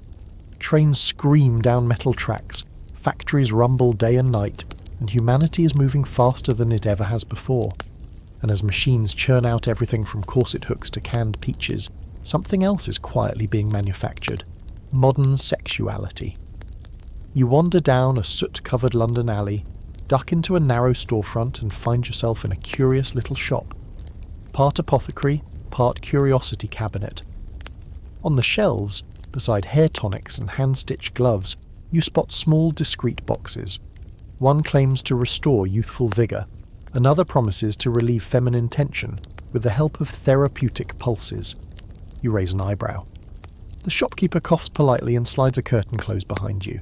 Welcome to the age of discreet innovation. Because while society still likes to talk about decency, technology is busy pushing boundaries behind closed doors. In fact, you've just stumbled into the golden age of the electromechanical vibrator. No, seriously. Developed in the late 19th century, these early vibrators weren't sold as pleasure devices, they were medical tools. Doctors used them to treat female hysteria, which translated from the deeply sexist medical jargon of the time, meant women who were anxious, irritable, depressed, or, God forbid, sexually frustrated.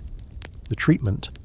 Manual stimulation, performed by physicians until hysterical paroxysm, orgasm, was achieved. It was considered a legitimate medical service, and when the doctors got tired or their wrists gave out, someone decided there had to be a better way. Enter the vibrator. Originally the size of a small cannon, plugged into the wall and covered in brass fittings, it was a marvel of industrial ingenuity. And by the early 1900s, it was being sold directly to consumers under innocent names like the Pulsicon, Vibrosage, and hilariously, the Chattanooga. Ads appeared in women's magazines, promising relief for everything from insomnia to nervous exhaustion. Nobody said the quiet part out loud, but everyone understood. These machines were sold long before the electric iron. Priorities, right? And here's your quirky fact of the night. Vibrators were one of the first electrical appliances ever made for home use, beating out the vacuum cleaner, the toaster, and the refrigerator. Talk about powering progress. But the changes weren't just humming under petticoats. Industrialization was reconfiguring every part of society, including the way people met, married, or messed around. As workers flooded into cities, anonymity became a new kind of freedom. You weren't confined to a village anymore, where everyone knew your mother's maiden name and your worst childhood haircut. In the city, you could reinvent yourself, fall in love, fall into bed, or just disappear into the crowd. You walk through a busy train station and watch people come and go, hands brushing as they pass, eyes meeting for a moment too long. It's the start of something modern, temporary, electrified. The rise of the working class and the decline of parental control over courtship created new opportunities for casual intimacy, and new ways for society to panic about it. Moral reformers flooded the cities shouting about fallen women and the dangers of vice. Brothels were raided, censorship laws tightened. Meanwhile, an entire underground culture blossomed. Cabarets, burlesque halls, secret clubs, and coded newspapers filled with personal ads that said things like, "Gentleman seeks passionate companionship with understanding widow. Must enjoy piano music and discretion." And just under the surface of all this mechanical frenzy, queer subcultures began to take shape, tentative at first, then louder, braver. In Berlin, drag balls emerged in the 1920s. In New York, the seeds of Harlem's queer renaissance were being planted. But before that, before jazz and rebellion, there were whispers. Men meeting at Turkish baths, women writing passionate letters under male pen names. And the medical establishment, ever helpful, officially labelling homosexuality a mental disorder around this time. Neat. You enter a modest townhouse and find a stack of books wrapped in ribbon. Hidden beneath novels and etiquette guides is a collection of works by sexologist Havelock Ellis. He was one of the first to write about human sexuality without immediate judgment, arguing that same-sex attraction, autoeroticism, even fetishes were not moral failings but natural variations of the human condition. His ideas were radical and often ridiculed, but they laid groundwork that wouldn't fully bloom for decades. And here's where the scholarly debate comes in. Was this really a sexual revolution, or just the preview? Some argue that technology and urban life cracked open the bedroom door, but only slightly. The same moralistic forces that banned obscene literature also kept desire corralled by class, gender, and the iron grip of heteronormativity. Others argue that these small openings, electric buzz, anonymous city nights, the first public challenges to sexual norms, were a quiet uprising, one trembling wire at a time. You walk past a factory, its windows glowing late into the evening. Inside, women work at sewing machines, backs hunched, fingers fast. One of them slips a note to the girl beside her. You catch a glimpse. A poem. Short. Clumsy. Beautiful. Your voice reminds me that I still have skin. And even here in the smog and grind, you feel it. That ache. That pulse. The industrial age didn't extinguish desire. It just gave it gears, outlets, codes, things to plug in, to whisper through, to hide behind. Human bodies were being defined by machines, classified, measured, disciplined. But in the dark corners of our electrified cities, they were also learning how to reclaim their spark. As night falls, you step into a speakeasy tucked behind a barbershop. A jazz trio plays something slow and molten. A woman in a tuxedo dances with another in silk gloves. No one stares, no one flinches. There's sweat on the glass, lipstick on the bottles, and possibility in the air. Steam may power the factories, but something else is humming here. You close your eyes and hear it. A rhythm between the clatter of machines. A heartbeat against steel. The sound of people, newly connected by trains and wires and grief and greed, still reaching for each other, still inventing ways to feel. You step out of the jazz-soaked speakeasy, heart still pulsing with that electric rhythm, and land straight into something louder, faster, more defiant. It's the 1920s now, and the world is hung over from a war it said would end all others. But instead of solemnity, there's swagger. The streets are wide and wild. Cars honk, flappers dance, and somewhere in the distance a trumpet makes a sound so dirty it feels like a secret sliding down your spine. You're in the middle of a sexual revolution, or at least its first major dress rehearsal. This is the decade that starts pulling the thread on centuries of moral stitching. Hemlines rise, corsets loosen, or vanish. People drink illegally but dance legally, touch each other more publicly, and flirt like the world might explode again any minute because, frankly, it might. You wander through a Harlem ballroom where black artists, dancers, and intellectuals are reshaping culture in real time. The air is thick with tobacco and possibility. A woman in a beaded dress grabs another by the waist and twirls her through the crowd. No one flinches.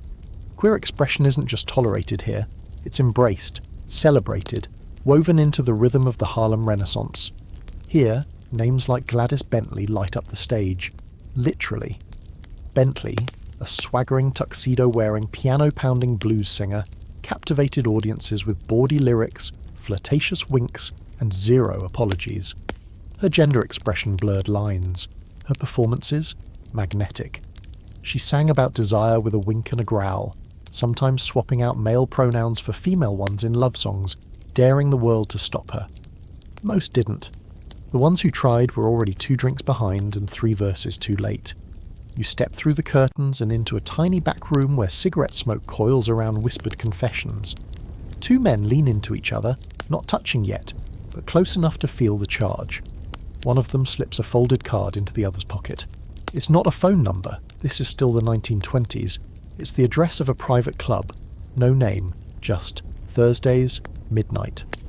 And that's how a lot of the queer underground operated back then. In code, in shadows, behind curtains and under jazz. The parties were real, the love was real, but the world outside still wasn't ready to see it in daylight. You could be arrested for holding the wrong hand. You could lose your job. You could disappear. But inside those hidden clubs, inside poetry and photography and paintings and songs, something was growing. A quiet confidence, a defiant tenderness. People were naming themselves in ways that hadn't been allowed before. Even if the world called them deviants, they found language, mirrors, community, and that mattered more. Meanwhile, over in Europe, the 1920s were getting experimental in a different way. Berlin was bursting with Weimar-era decadence. Artists and writers were rewriting gender norms on the fly. Drag culture flourished, and Magnus Hirschfeld, remember that name, founded the Institute for Sexual Research, one of the first institutions in the world dedicated to the scientific and social understanding of gender and sexuality. Here's your scholarly sidebar. Hirschfeld's institute was groundbreaking.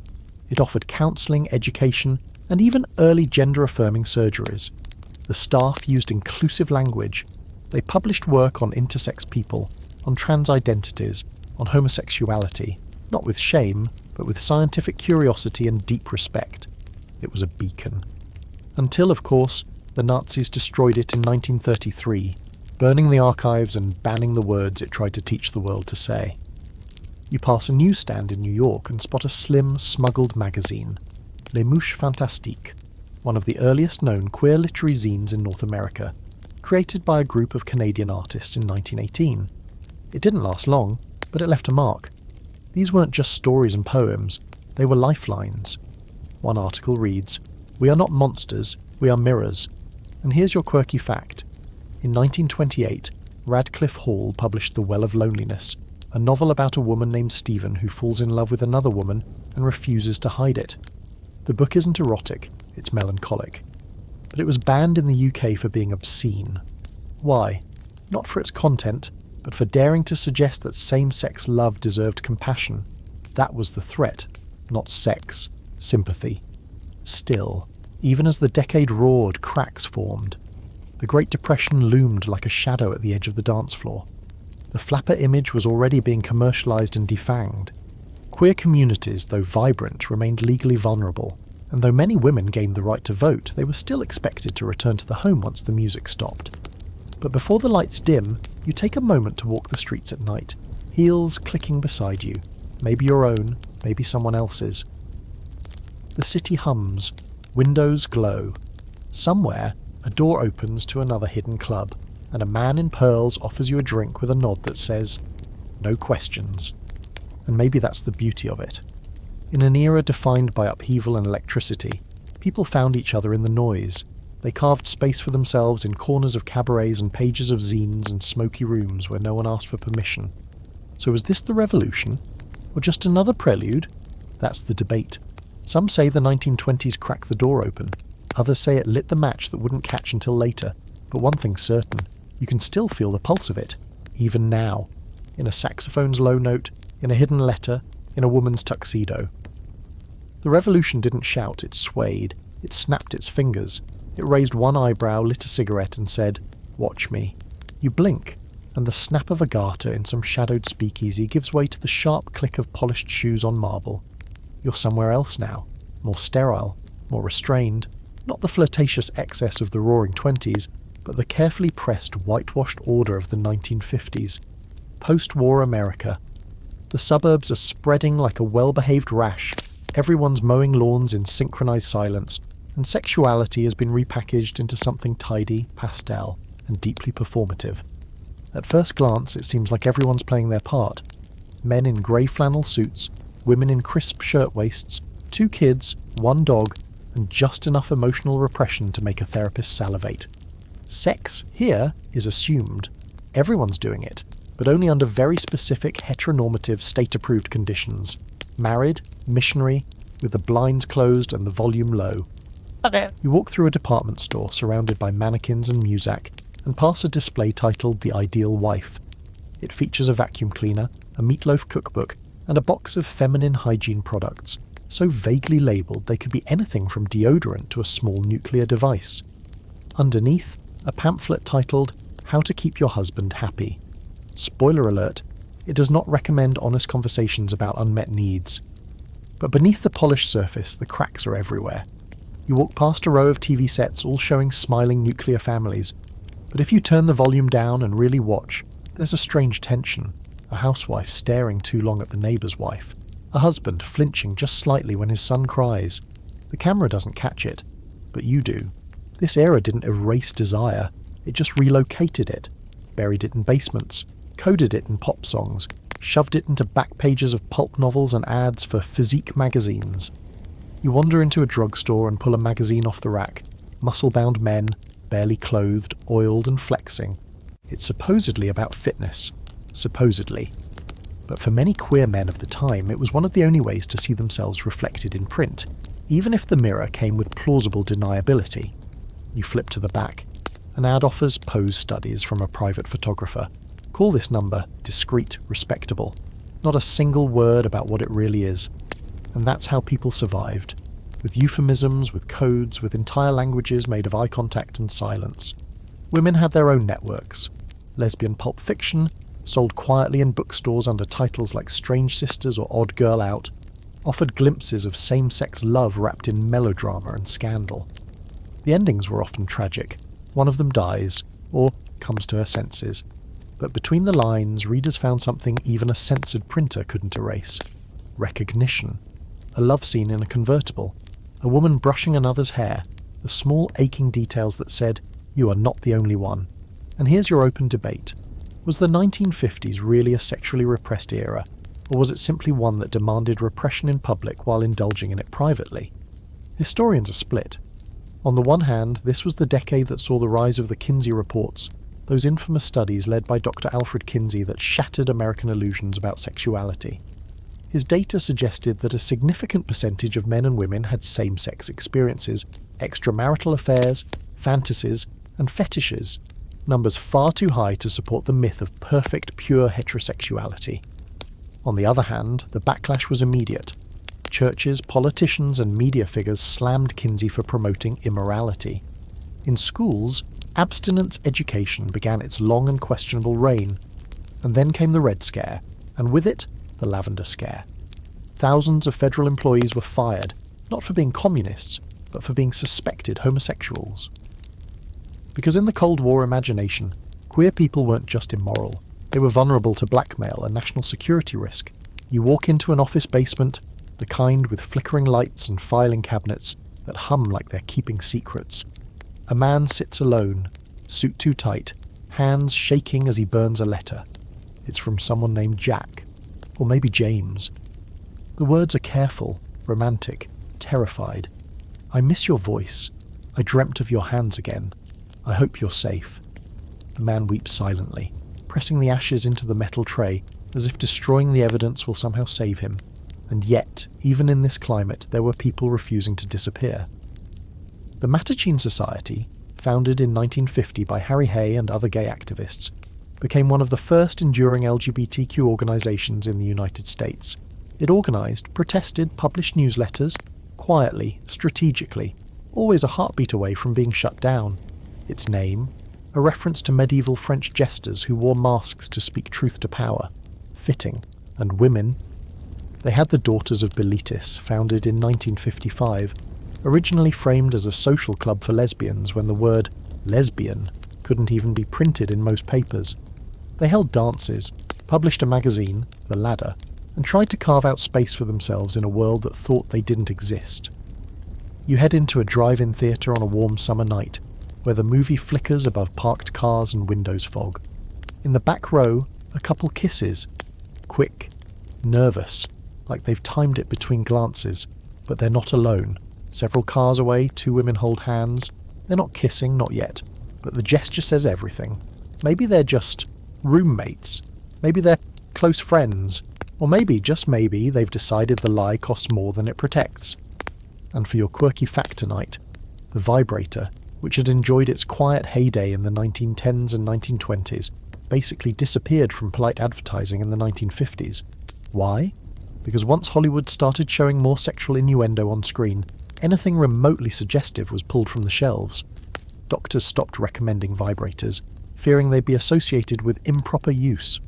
Apparently it was fine when it was medical, but once it looked like fun, outlawed. As the 1950s draw to a close, you walk through a suburban neighbourhood, past picture windows showing dinner tables and television sets. Inside, everyone looks perfect. But behind the curtains, behind the polite smiles and pastel dishware, desire simmers, repressed, maybe, but not erased. A storm is coming. You can feel it. The first beats of protest, the rising breath before the shout, the last decade of whispered longing before the movement turns the volume all the way up. The buttoned-up 1950s are about to get completely undone. The first sign is the music. Not a whisper, not a hum, an explosion.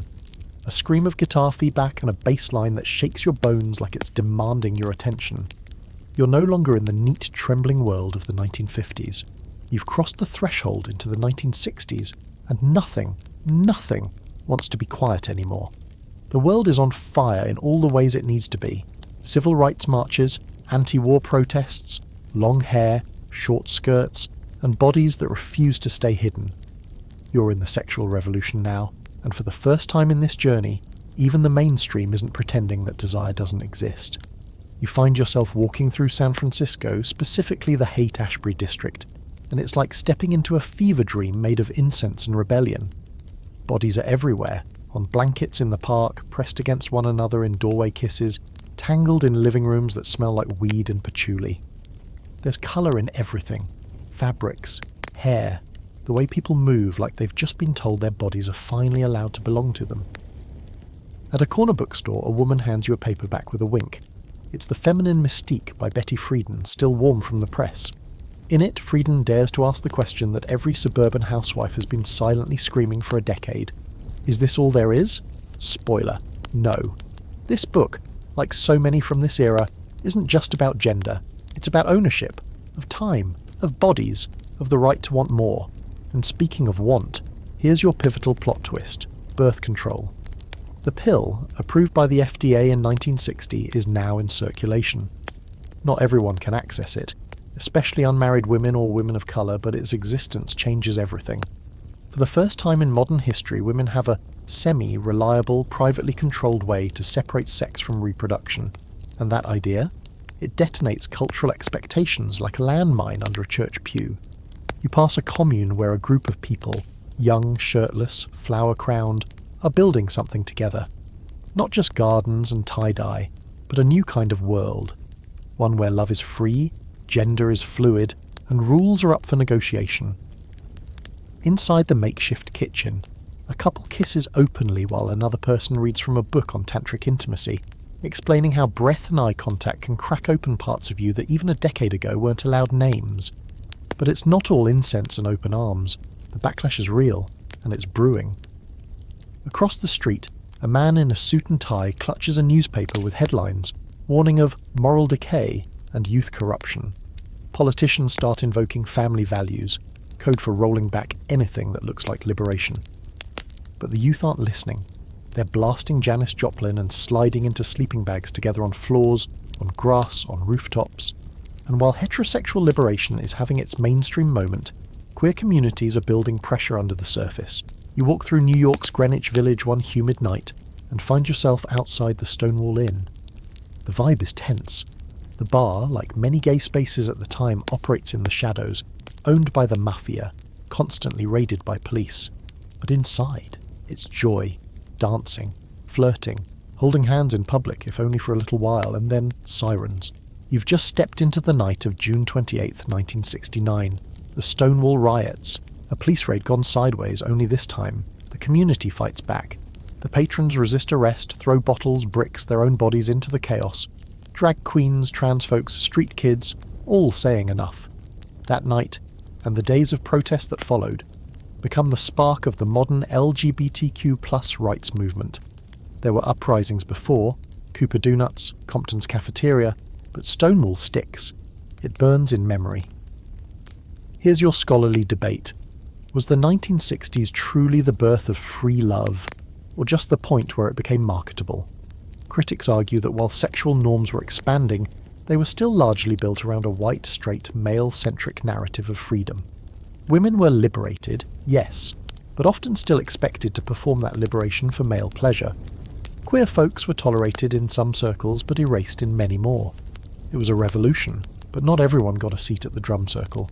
Back in San Francisco, you slip into a poetry reading where a woman with fierce eyes and unshaved legs is reading about her lover's spine, her mother's shame, and the quiet hunger she once confused with politeness. The room snaps and hums with energy. This isn't about titillation. This is about truth, about naming things that have never been named out loud. The word orgasm is being printed in pamphlets and passed around college campuses like contraband. People are touching themselves and each other with purpose, with politics, with newfound permission. And here's your quirky fact. At the height of the free love movement, a group in Berkeley formed a cooperative sex commune called Morehouse, which claimed to teach the technologies of pleasure. Among their practices, extended orgasm techniques, turned-on interpersonal communication, and ethical hedonism. Critics called them a cult. Members called it education. Either way, it was yet another signal that people were trying to rewrite the rules, and maybe the footnotes too. Outside, the sky's purple with smog and possibility. You see a couple hitchhiking barefoot. Two men kiss under a street lamp. A woman in army boots explains feminism to a bus driver who doesn't know what hit him. Everything is cracking open. Not evenly, not gently, but relentlessly. Desire is no longer something to hide. It's being written on protest signs, stitched into bell-bottoms, shouted over electric guitars. It's not clean, or safe, or always fair, but it's visible. And that alone is a revolution. You walk away as Janice belts something impossible on the radio. You feel it in your teeth. The age of repression didn't disappear. It got dragged out into the daylight, where it couldn't pretend anymore. There's still shame, still violence, still a long fight ahead, but the closet door is cracked. The pill bottle is open. The curtains pulled back, and for the first time in a very long time, people are learning what it means to say yes on their own terms. The summer of love is over, but the story's just warming up. The colours of the 60s fade like a tie-dye shirt left too long in the sun, and now the world feels sharper, less dreamy, more defiant. You're in the 1970s now, and while the music is still loud, the energy has shifted, edgier, politicised, and deeply aware that freedom doesn't just happen because someone lit a candle in a park and passed around a joint. It has to be demanded, taken, protected. The hangover from free love has arrived and everyone's trying to figure out what the hell comes next. You find yourself in New York again, this time walking past posters stapled to telephone poles, feminist meetings, gay rights rallies, abortion rights protests. Every surface is shouting. The bodies around you don't look blissed out anymore. They look ready to throw something if you try to take away what they've just started to claim. Inside a downtown community centre, a group of women sit cross-legged in a circle. No bras, lots of denim, and even more fire. One of them is holding up a speculum. Another's drawing the female reproductive system on butcher paper. This is consciousness-raising second-wave feminism in motion, and it's not about asking for permission. It's about dissecting everything, literally and figuratively. Why do men get to define what desire looks like? Why is pleasure still taboo? Why do women get punished for wanting anything, whether it's a job, a divorce, or an orgasm? You lean in as one of them reads from Our Bodies, Ourselves, a book so radical it's changing how women think about everything from masturbation to menopause. And here's the kicker. It's written by women, for women, based on real experiences, not expert opinions filtered through lab coats and shame. For a lot of people, it's the first time sex is explained without condescension. It doesn't sound clinical or moralistic. It sounds like a friend who knows the good stuff and actually wants to share. Meanwhile, over in San Francisco's Castro district, something seismic is building.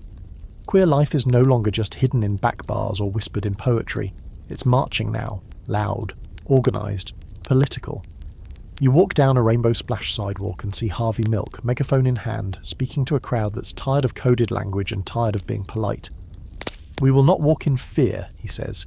"We will not be silent." The people cheer. Some cry. Others lock eyes like they've just realised they're not alone. And in the back of the crowd, a couple holds hands, not hiding, not flinching.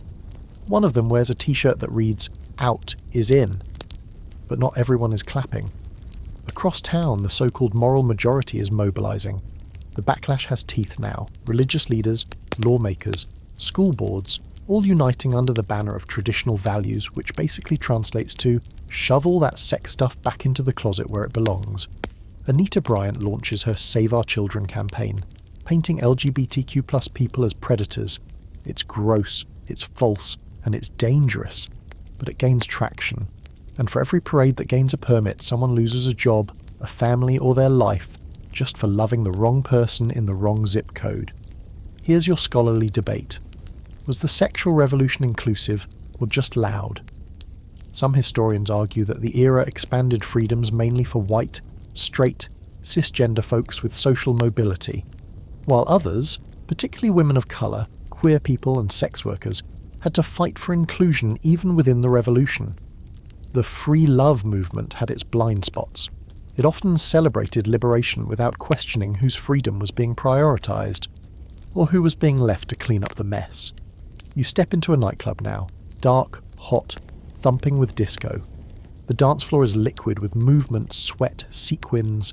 Bodies of every shape, colour and gender expression pulse in time with the music. Studio 54? Maybe. But it's not about the velvet rope. It's about the release. Because here, under these lights, people are allowed, finally, to just be. And that brings us to one of the most under-discussed facets of the 70s. The rise of pleasure activism. Yes, it's a thing. The idea that joy, especially sexual joy, is not a frivolous indulgence but a radical act of resistance. That embracing your body, your orientation, your kink, your quirk, your yes, in a world designed to make you feel small, is inherently political. You find a flyer advertising a workshop on expanded orgasm and energetic touch. Another announces a BDSM discussion group hosted by a dominatrix-turned-therapist named Pat. No shame, no apologies, just people exploring the boundaries of consent and power with more honesty than most governments. And here's your quirky fact of the night. In 1975, a man named Alex Comfort published The Joy of Sex, which featured hand-drawn illustrations of real people, messy hair, body hair, middle-aged softness. It was part how-to, part love letter to human weirdness. Notably, it took a relaxed, almost tender tone about experimentation. No guilt, no snickering, just, here's how bodies can work together, if they want to. And somewhere in a tiny theatre, a group of queer women are performing the vagina monologues, before it was even a thing, reading aloud from diaries and journals and letters, stories about first times, heartbreaks, awkward hookups and ecstatic discoveries. One monologue ends with, "I didn't know I could want without asking anyone's permission." The audience snaps in unison. You feel that. But the decade ends on a shadow. In 1979, the first known case of what would later be named AIDS is documented. No one understands what it is yet. But the air shifts. The freedom of the 70s, so bold and messy and jubilant, is about to collide with a storm. And still, you walk back through the streets and see the graffiti left behind. My body is mine. Consent is hot. We're not ashamed. The revolution is still imperfect, still uneven, still young, but it's on its feet. Marching, moaning, organising, dancing, and it's not done yet. It hits you like a brick to the chest. Quiet at first, then all at once. You're standing in the early 1980s now, but there's no music, no dancing in the streets, no slogans echoing down the avenue. Just this heavy stillness, broken by sirens, whispered phone calls, and the hum of hospital machines. The sexual revolution didn't end. It got sick. You're in the middle of the AIDS crisis, and everything that was beautiful and messy and liberated in the 70s is suddenly under attack from a virus the world refuses to look in the eye. You walk past a row of brownstones in Greenwich Village. Half the windows have black ribbons hanging in them, the other half are dark. People have stopped asking who and started asking how long. The funeral homes can't keep up. Lovers become caretakers, friends become pallbearers, and silence becomes the default language of grief. It's not just a disease, it's a moral judgment, delivered with a shrug by politicians who use the word gay like it's a punchline. In hospitals, nurses wear double gloves and avert their eyes. In churches, sermons turn vicious. In the White House, President Reagan doesn't even say the word AIDS in public until thousands are already dead. It's a public health failure wrapped in a hate crime, and the message is clear. If you're sick, you brought it on yourself. That's what they're saying, over and over. But here's the part you don't see in the headlines. Resistance. Raw, desperate, brilliant resistance. You walk into a loft apartment where a group of activists are hunched over typewriters, designing posters, making phone calls, slapping slogans onto cardboard. This is ACT UP, the AIDS coalition to unleash power. Angry, queer, unapologetic. They storm Wall Street. They lay down in the street. They cover the FDA in fake blood and shout truths no one else wants to hear. Silence equals death becomes the slogan not just of a movement, but of a generation who has no choice but to scream. And in this same loft, someone's sketching something that will become iconic, a pink triangle flipped upright, reclaimed from its Nazi origins, used now as a symbol of defiance. You realise that this isn't just activism, it's a survival instinct turned into art. Meanwhile, in bedrooms and waiting rooms and church basements, the conversations around sex are changing again. It's not just about pleasure anymore, it's about protection, about knowledge, about staying alive. Condoms, once whispered about in shame, become a lifeline. Safer sex guides are printed and distributed like sacred texts. People learn how to talk about things that used to be taboo. Viral load, T-cells, oral risk, anal risk, fluid transmission. The vocabulary of intimacy suddenly includes biology, and no one has time to be embarrassed about it. You visit a bathhouse that's just been shuttered. On the outside wall, someone's written in black marker, "We didn't die because we had sex. We died because no one cared that we died." That line follows you for blocks. And then, the art. The grief turns into something you can touch. The AIDS Memorial quilt begins in 1987, stitched by friends, lovers, strangers. Each panel is a tribute, names in glitter, in denim, in lace, in buttons and leather and rhinestones. It grows until it's too large to ignore. They lay it out on the National Mall and suddenly people can see the cost. Not numbers, faces, stories. You stand before a square made of t-shirts and sob. You don't even know the name, but it doesn't matter. You feel it anyway. And while gay men are dying in droves, others are targeted too. Especially sex workers and IV drug users, who are doubly punished by a system that never pretended to protect them. Trans women, already erased in the public narrative, suffer in silence. Women get infected and go undiagnosed, misdiagnosed, or ignored altogether because the early research doesn't even consider them. The face of AIDS is sculpted into a white gay man's outline, but the epidemic is wider, deeper, more devastating than that. Here's your scholarly debate. Did the AIDS crisis destroy the sexual revolution or evolve it? Some argue the fear of disease slammed the door shut on the open sexuality of the 60s and 70s, forcing a retreat into shame and conservatism. Others say it created a new, more complex understanding of sex, one that balanced desire with care and love with responsibility. It taught a generation to protect each other in ways no institution ever had. And now your quirky fact. In the middle of the epidemic, a San Francisco sex educator named Joni Blank popularized the term sex positive. Her idea? That sexuality wasn't dirty or dangerous by nature, but could be conscious, consensual, and full of joy even in the face of fear. She founded Good Vibrations, one of the first feminist sex toy shops, where education and pleasure went hand in hand, literally. You walk through a drag bar where the performances are still happening.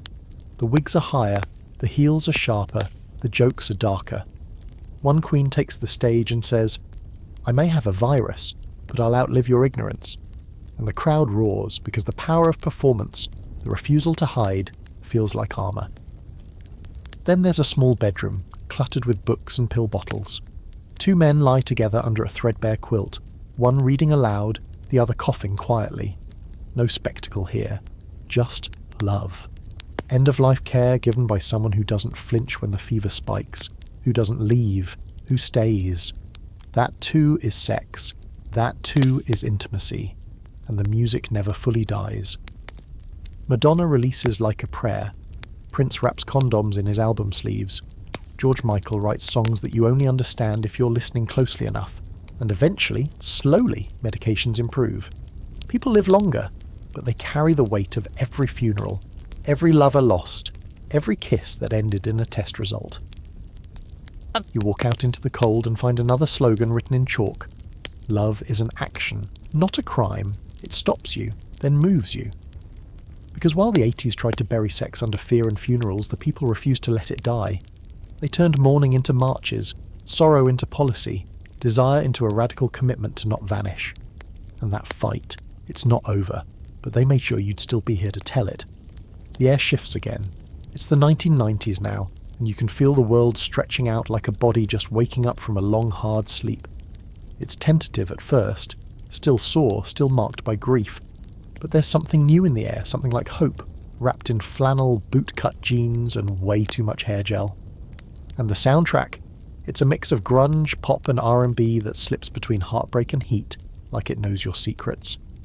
You're walking through a college campus, probably somewhere in California or New York. There's a rainbow flag taped inside a dorm window. Not bold, not front-facing, but visible. You pass students in Doc Martens reading Judith Butler under oak trees, arguing about gender performativity between bites of vending machine candy. The conversations are changing, more nuanced, more academic, but still crackling with the raw charge of people figuring themselves out in real time. You duck into a women's studies classroom where a professor is explaining how gender isn't just something you are, it's something you do. It's performative, constructed, fluid.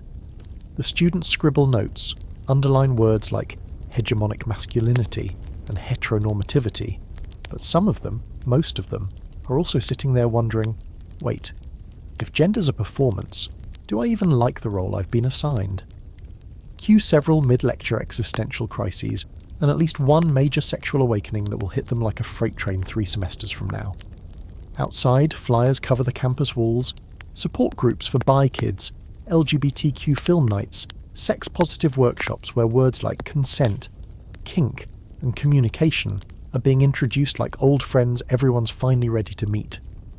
The 1990s are, in many ways, the decade where sex finally gets its own dictionary, and everyone's fighting over who gets to write it. Meanwhile, in mainstream culture, the contradictions are off the charts. On one channel, Dr. Ruth is still giving sex advice with that grandmotherly wink that somehow makes vaginal lubrication sound like tea time talk. On another, Friends is introducing straight America to the idea that two women kissing might be hot, but only if it's for male amusement. Ellen comes out on national television and promptly gets her show cancelled. A win. A loss. A cultural stutter step.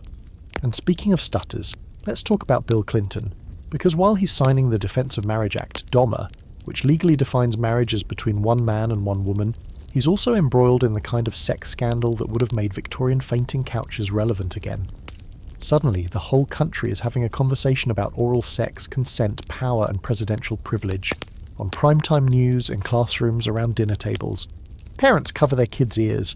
Teenagers turn up the volume. Here's your scholarly debate. Did the Clinton-Lewinsky scandal help bring sex into public discourse, or did it just further tangle sex with shame and political spectacle? Some argue it sparked necessary conversations.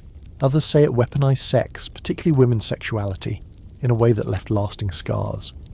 Monica wasn't just humiliated. She was dissected, memified before memes were even a thing, made into a punchline when she was barely in her 20s. But beneath the tabloids and talk shows, there's something deeper happening. People are starting to talk about power, not just who's having sex, but how, why, and with whom. Feminists debate pornography again, louder this time. The sex-positive wing says pleasure can be empowerment. The anti-porn wing warns of exploitation. It's messy, ideological, sometimes vicious, but it's also a sign that people are finally willing to argue about sex in public like it actually matters. Because it does. You walk into a video store, remember those? Shelves of VHS tapes, some behind a curtain marked 18 plus only. There, you spot something new. Feminist porn. Queer porn. Films made by and for people who'd never seen themselves on screen unless it was filtered through someone else's fantasy. It's grainy, low budget, and deeply earnest. And for the people discovering it, it's a revelation. This is what I look like when I want. This is what consent can sound like. This is what sex can be when no one's pretending. And here's your quirky fact of the night. In 1994, Sweden became the first country to pass a national sex education curriculum that included explicit discussions of pleasure. Not just anatomy, not just contraception. Pleasure. Imagine that. Teaching teenagers that sex isn't just about avoiding disaster, but about feeling good, safely, and respectfully. Revolutionary. Back in the States, the internet is just starting to creep into homes, one dial-up connection at a time, and with it comes the biggest shift in human sexuality since the printing press: digital access. Suddenly, anyone with a computer can find erotic stories, porn, chat rooms, forums. It's thrilling, terrifying, completely unregulated. A whole generation is about to learn about sex from 240p grainy videos and wildly inaccurate fanfiction, and no one has any idea what kind of cultural rewiring is coming. Still, the possibilities are wide open. You step into a basement zine workshop where young queers are cutting and pasting stories about polyamory, rope play, bisexual visibility, and body autonomy. Their fingers are stained with glue. Their voices are hoarse from laughing. Someone's reading a piece aloud about their first strap-on experience, and the room is into it. This isn't just storytelling, it's reclamation. Meanwhile, AIDS hasn't gone away, but the narrative is changing. Activism has forced medical institutions to move. Antiretroviral therapies are improving. People are living longer, and with that comes a new wave of joy. A cautious, wounded, resilient joy.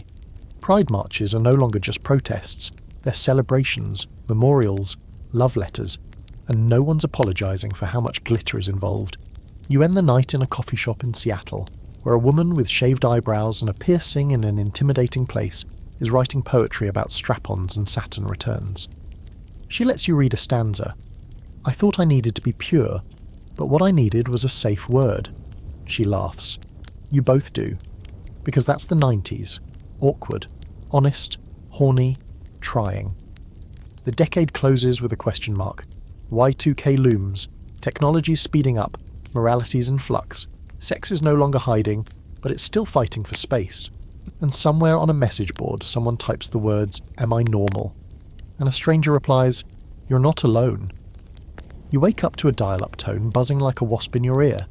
It's the early 2000s now, and everything feels pixelated, anxious, and strangely fast, despite how slowly the web pages load. Sex has officially gone digital, messily, noisily, and without any guardrails.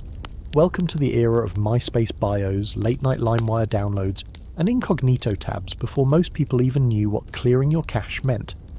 It's the Wild West in DSL speed, and everyone's just trying to figure out what they're looking for, and how not to get a virus on multiple levels. You're sitting at a massive boxy computer in a suburban bedroom. Posters on the walls, lava lamp, the gentle thrum of teenage angst in the air. You open your first web browser and type something you were told never to say out loud. One word, maybe three, doesn't matter. It leads you somewhere, and then to somewhere else. And before you know it, you're knee-deep in chat rooms, fanfiction, campsites, and message boards filled with usernames like Love's Play and Queer and Confused 87. It's exhilarating, terrifying, no one's watching. Except, of course, someone probably is. But you don't know that yet. You're too busy learning what it means to explore desire without gatekeepers, for better and worse. Across the internet, sexual subcultures are flourishing, faster than anyone expected. BDSM communities create sprawling how-to guides, complete with diagrams, emotional checklists, and consent forms that look more thoughtful than most prenups. Asexuality finds its digital home too, carving out space for those who have desire of a different kind, or none at all. Polyamory goes mainstreamish, at least online. Suddenly, everyone is Googling terms they'd never heard at school: genderqueer, sapiosexual, switch, aftercare. And they're doing it between homework assignments. You walk into a sex toy shop that's finally figured out how to feel less like a back alley dare and more like a wellness boutique. Shelves of colourful silicone, books with titles like Come As You Are, and staff who actually know what they're talking about. The vibe is no longer naughty, it's empowered, educational, delightfully frank. You touch a vibe that looks more like an art sculpture than something you'd put anywhere near your parts. Waterproof, the sign reads. Rechargeable. The future is here and it's buzzing. Meanwhile, sex is becoming more visible in media than ever before, but the line between representation and exploitation is razor thin. Sex and the City is glamorising female pleasure in Manolo Blahnik's, while teen comedies keep milking the same tired virginity tropes for laughs. Music videos are sweatier. Ads use cleavage to sell everything from hamburgers to body spray. We're not hiding sex, but we're definitely still commercialising the hell out of it. And then there's porn. Oh boy. With broadband came bandwidth, and with bandwidth came an absolute tsunami of explicit content, available 24/7, free, streaming, searchable. No more waiting for the cable channel to unscramble at midnight. No more fuzzy magazines stolen from your uncle's garage. Now it's all online, massive, algorithm-driven and largely unregulated, and with that came 1,000 tiny revolutions and 1,000 new problems. Here's your scholarly debate. Did internet porn democratise access to sexual exploration? Or did it warp desire by flooding our brains with commodified images of performance instead of connection? Some say it opened the doors to kink acceptance, body diversity, and sex worker empowerment. Others argue it created unrealistic expectations, addiction cycles, and depersonalised intimacy. Both sides are yelling into the same comment section. No one's logging out. But here's the real kicker. In the early 2000s, sex education still hasn't caught up.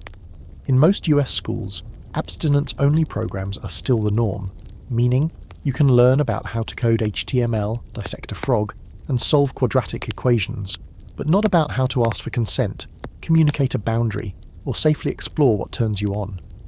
So kids learn from porn, from gossip, from chaos. And into that chaos steps something revolutionary, the rise of the blog. Sex educators, therapists, and activists begin carving out spaces online for truth-telling. Sites like Scarletine, Oh Joy Sex Toy, and Autostraddle offer what no curriculum ever did: honesty, humour, and nuance. They answer the questions no one else will, like, is it normal to be into that? How do I talk to my partner about this thing? What even is a vulva? Meanwhile, on TV, shows like Queer as Folk and The L Word are breaking barriers with explicit queer representation, even if they still fall into soap opera tropes. And in 2004, Massachusetts legalizes same-sex marriage, becoming the first US state to do so. It's a legal shift that feels like an earthquake, one that sends cracks and cheers across the country. You walk through a protest where people hold signs that read, "Love is love and I can't even file joint taxes yet." There's chanting, kissing, crying, and one very committed drag queen dressed as Lady Liberty. It's absurd and beautiful and long overdue. And here's your quirky fact of the section. In 2001, a Dutch company launched the Deldo line of condoms in over 60 colours, shapes, and flavours, including pizza. Yes, someone once marketed pizza-flavoured condoms. They flopped.